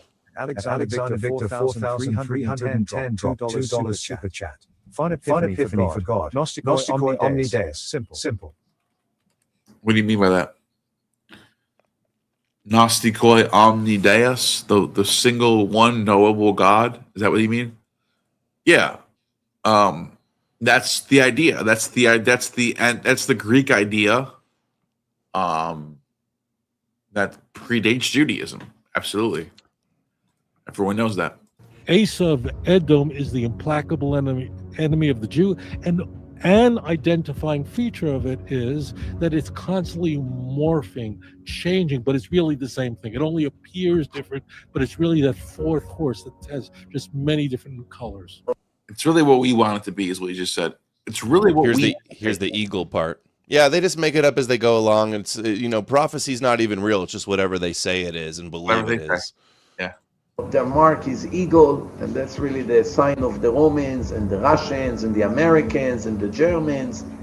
All the evil empires, they all have the same symbol. And it describes then this force that's going to be destroyed like a marine creature, like a fish. It should be stated, I know for most people, they think that the symbol of Christendom is a cross. As it turns out, the symbol of the cross for Christianity, relatively speaking, is rather late. The early and most primitive Christian symbol is the fish because of the acronym of its name. So the fish is the ancient symbol of Christendom. It's really not until you get to the 4th century, until you get to Constantine, does the cross emerge as the chief symbol of the church. And it slithers from one place to another place because Christendom... That's kind of true. The fish, but he's not. He's a little off here. The fish symbol is not like is like early 3rd century. So he's not even. He's the. They're like. The cross and the fish are coming at the same time. So I don't know. He's trying to say that Christianity is the Leviathan, that in Isaiah will be slayed. A Leviathan is not even a fish. A serpent is not a fish. So you can see how much they're trying to make things work in their theology. And they're taking a round peg or a square peg, trying to cram it into a round hole. It's all nonsense. It's all bullshit. A serpent isn't a fish. A serpent is a snake. A Leviathan is not a fish. It's a snake. The giant dragon, actually. It's a god. So they're just looking for things that make this thing fit. It's stupid. This is so low tier. I almost want to say Judaism is dumber than Christianity. It sounds like it. It sounds like it's dumber. Like think about how dumb it is. Like at least Christianity has like thought about. It adopts enough Greek mythology. It adopts enough from the Greek philosophers to somewhat sound coherent. Or universalism, everyone's equal under Christ, and the world will be all one temple. Judaism is a stupid Iron Age mindset where there's going to be one person, one tribe, one group of people called the Jews who are going to be kings over everyone else. And they start thinking the Leviathan, the fish, Edom, Rome. It doesn't even make sense. Here we go. Here's an interesting super chat. 6 shekels. I dropped 6 Israeli new shekels super chat. Those people think the Israeli IRS is holy. Yeah. People think Israeli IRS is holy. They do. They actually think there's some holy order going on. Thank you for the super chat, man. I'm glad that you understand. Like, I appreciate you watching, and I do want to come on your channel soon, to talk about this stuff. So send me an email as soon as you can. We'll talk, man. Has managed not just to remain isolated and local to Rome, remain local to Edom in that area, but rather it slithers and emerges in different. Notice how he uses the sound of a snake to make it. This is what's so crazy. All right, listen. Do you guys understand what just happened there? He's saying Edom is all European countries, is what he's trying to say. So he uses the imagery of a snake that slithers in order to make something that doesn't equal A does not equal B. B equals B. Stop. B equals B. A equals A. A does not equal B. But what does he do? He says A slithers. It becomes B. And he just tells you this is what A equals B. It's not logical. It's not logical. It doesn't make any sense. Let's keep going. Different nations all over the world. And this has to be utterly destroyed because Christendom is the religion of Rome. And this is written over 2,000 years ago. And in the future, the sons of Ishmael are future to arouse huge wars all over the world. Now it's going to happen. They're going to go against the entire world, the sons of Edom. And they're going to go and gather war against the rest of the world. The sons of Edom, these are the Christians. So all the Muslims, this is a prophecy from over 2,000 years ago. The Muslims are going to go and they're going to infect the rest of the world. Everywhere they're going to go, they're going to cause havoc. They're going to cause riots. They're going to cause wars. And they're going to go against the land of Edom, the nation of Edom, which in our generation, this is the Christians it's talking about. In Isaiah chapter 63, the day of the great and terrible day of the Lord, it says that the Lord will come out from a place called Edom and he will crush Edom. Now, I'm just a broadcaster here, okay? In Jewish understanding, Edom is really talking about the Christian. Look at his face, dude. Look how crazy he looks right here. How crazy he looks right here. Like Adam Sandler's crazy big brother. That's He has like- a new book called The Fall of Edom also. He looks like Adam Sandler. You're right. You're absolutely right. That's funny. He looks like Adam Sandler that just like took some DMT and got a message from the gods that he needs to conquer the world or something. He looks like Adam Sandler in the movie where he played Little Nicky. He played the like satanic character. I think that's what it's called, right? Little Nicky. Yeah. Making weird demon-possessed faces as he talks about America's going to be crushed by Hashem. Yeah. Thank you, Judge Holden. At Judge Holden 849 dropped $4.99 super chat. Neil, are you going to host Richard Spencer x Jason Giorgiani on this channel or moderate somewhere else or what? It's going to be so keno. I thought that was going to happen. I do not know if that's going to happen anymore for reasons that I'm not really sure about. Let's put it that way. I really like to see them become friends again, because I think Giorgiani, for as much as I disagree with a lot of stuff he says, I think he's a genius. I think he's smart as hell. I think he knows a lot of shit. He's a PhD. He knows every philosopher. You could name a philosopher from any time period. He knows everything about him. He's an encyclopedia. And as far as Richard Spencer, fucking high IQ individual, great guy too. Great guy. Good person.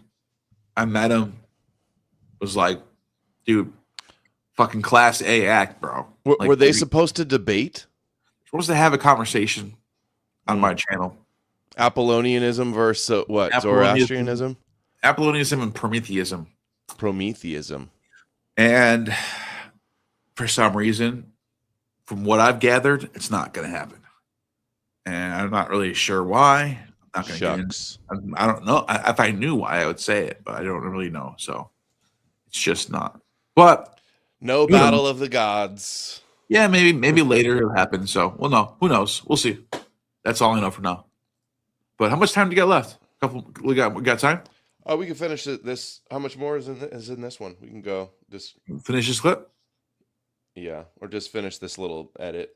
Yeah, because Okay, Christianity is called Said it again. Christianity is Edom. The Edom in Esav was called Edom, and his descendants were known as the nation of Edom. Look at this guy. This guy looks like he eats lots of falafels every day.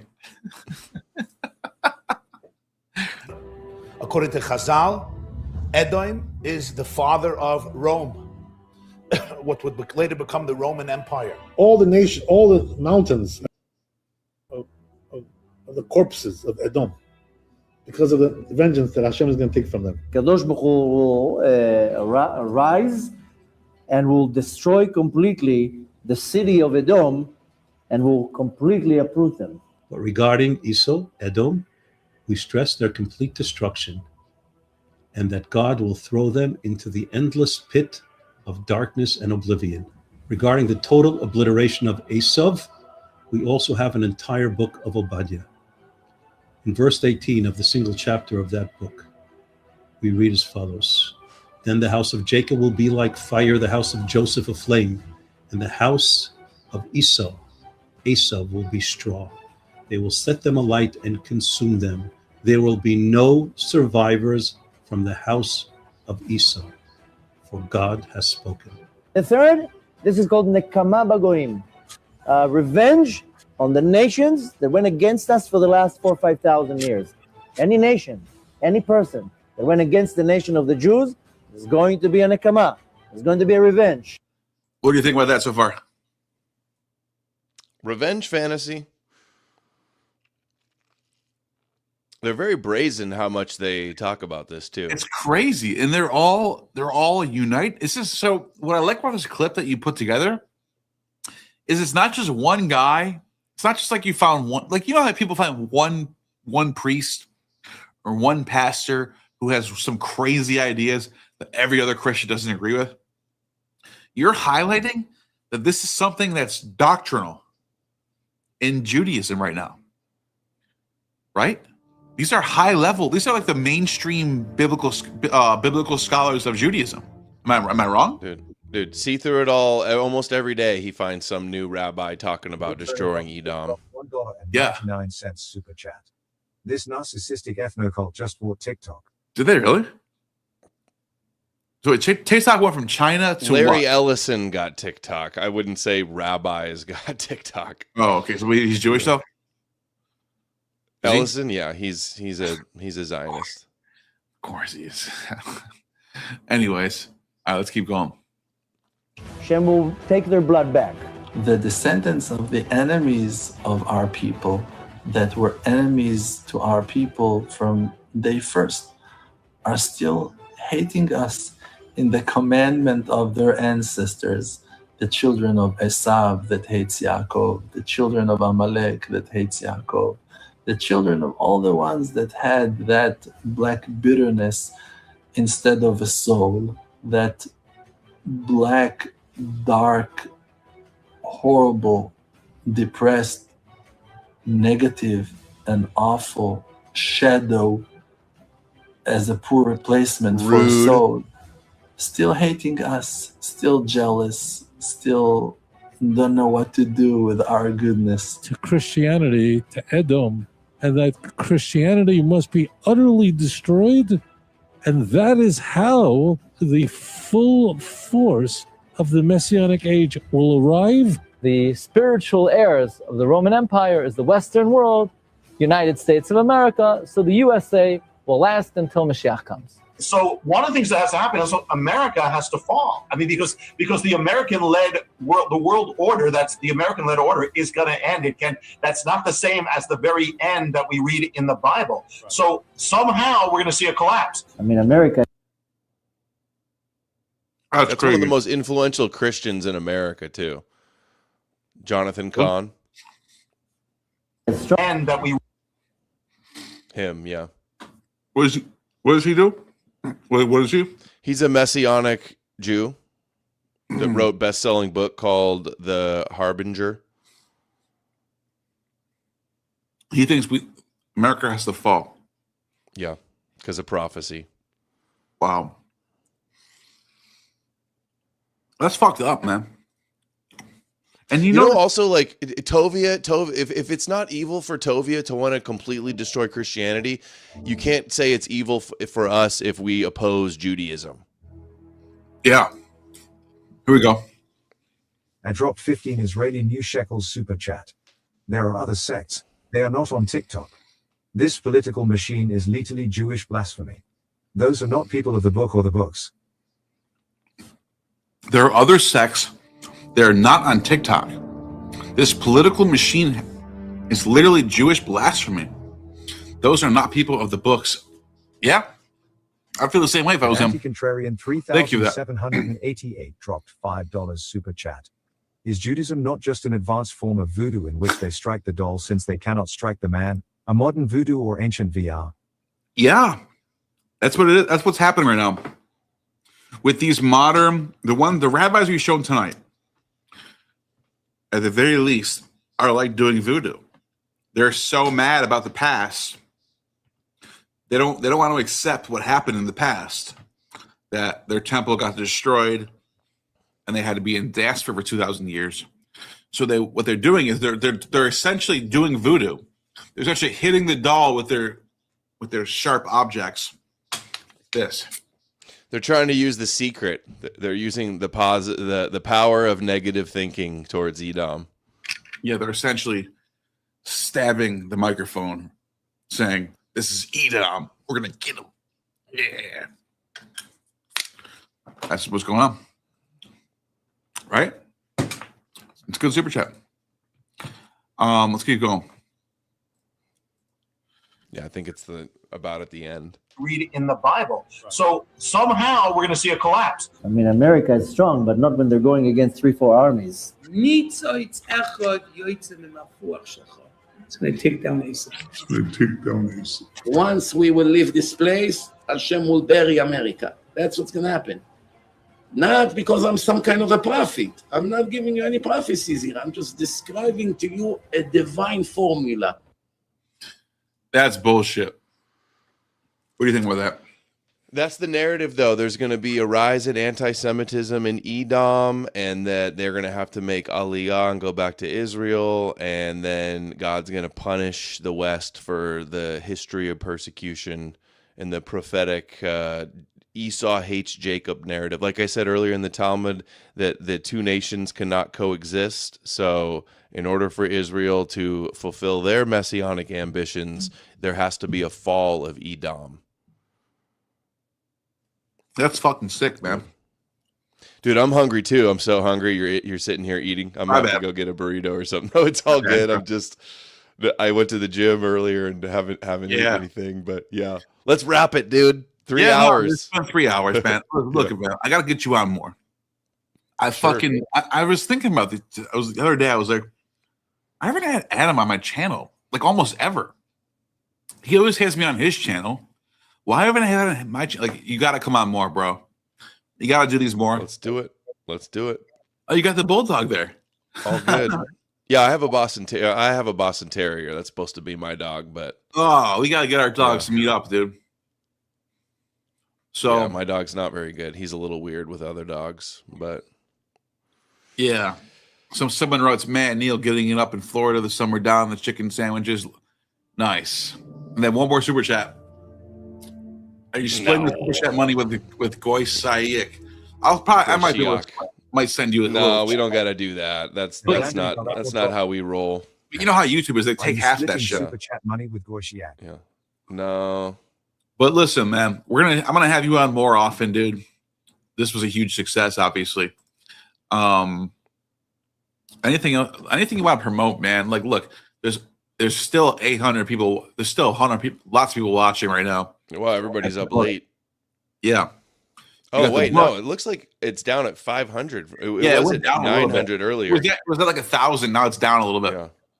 It's getting late. Well, it is real late. It's yeah.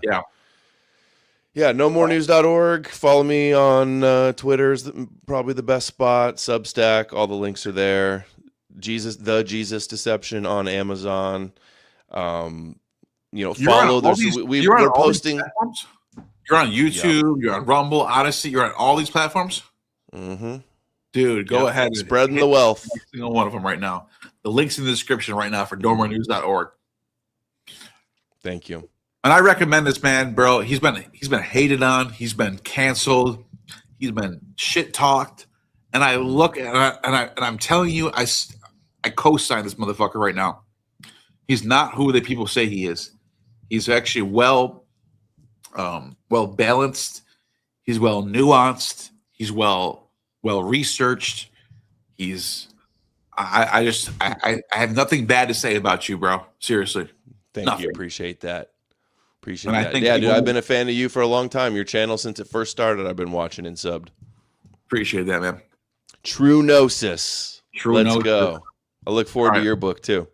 All right. Yeah, man. Go get your food. Let me hit that outro. And take care. Where's my outro again? Hold on a second. Let's see some comments. I want to read some comments in the morning. What you guys think? Yeah. Are you Edom pilled? Drop some comments in the description. All right.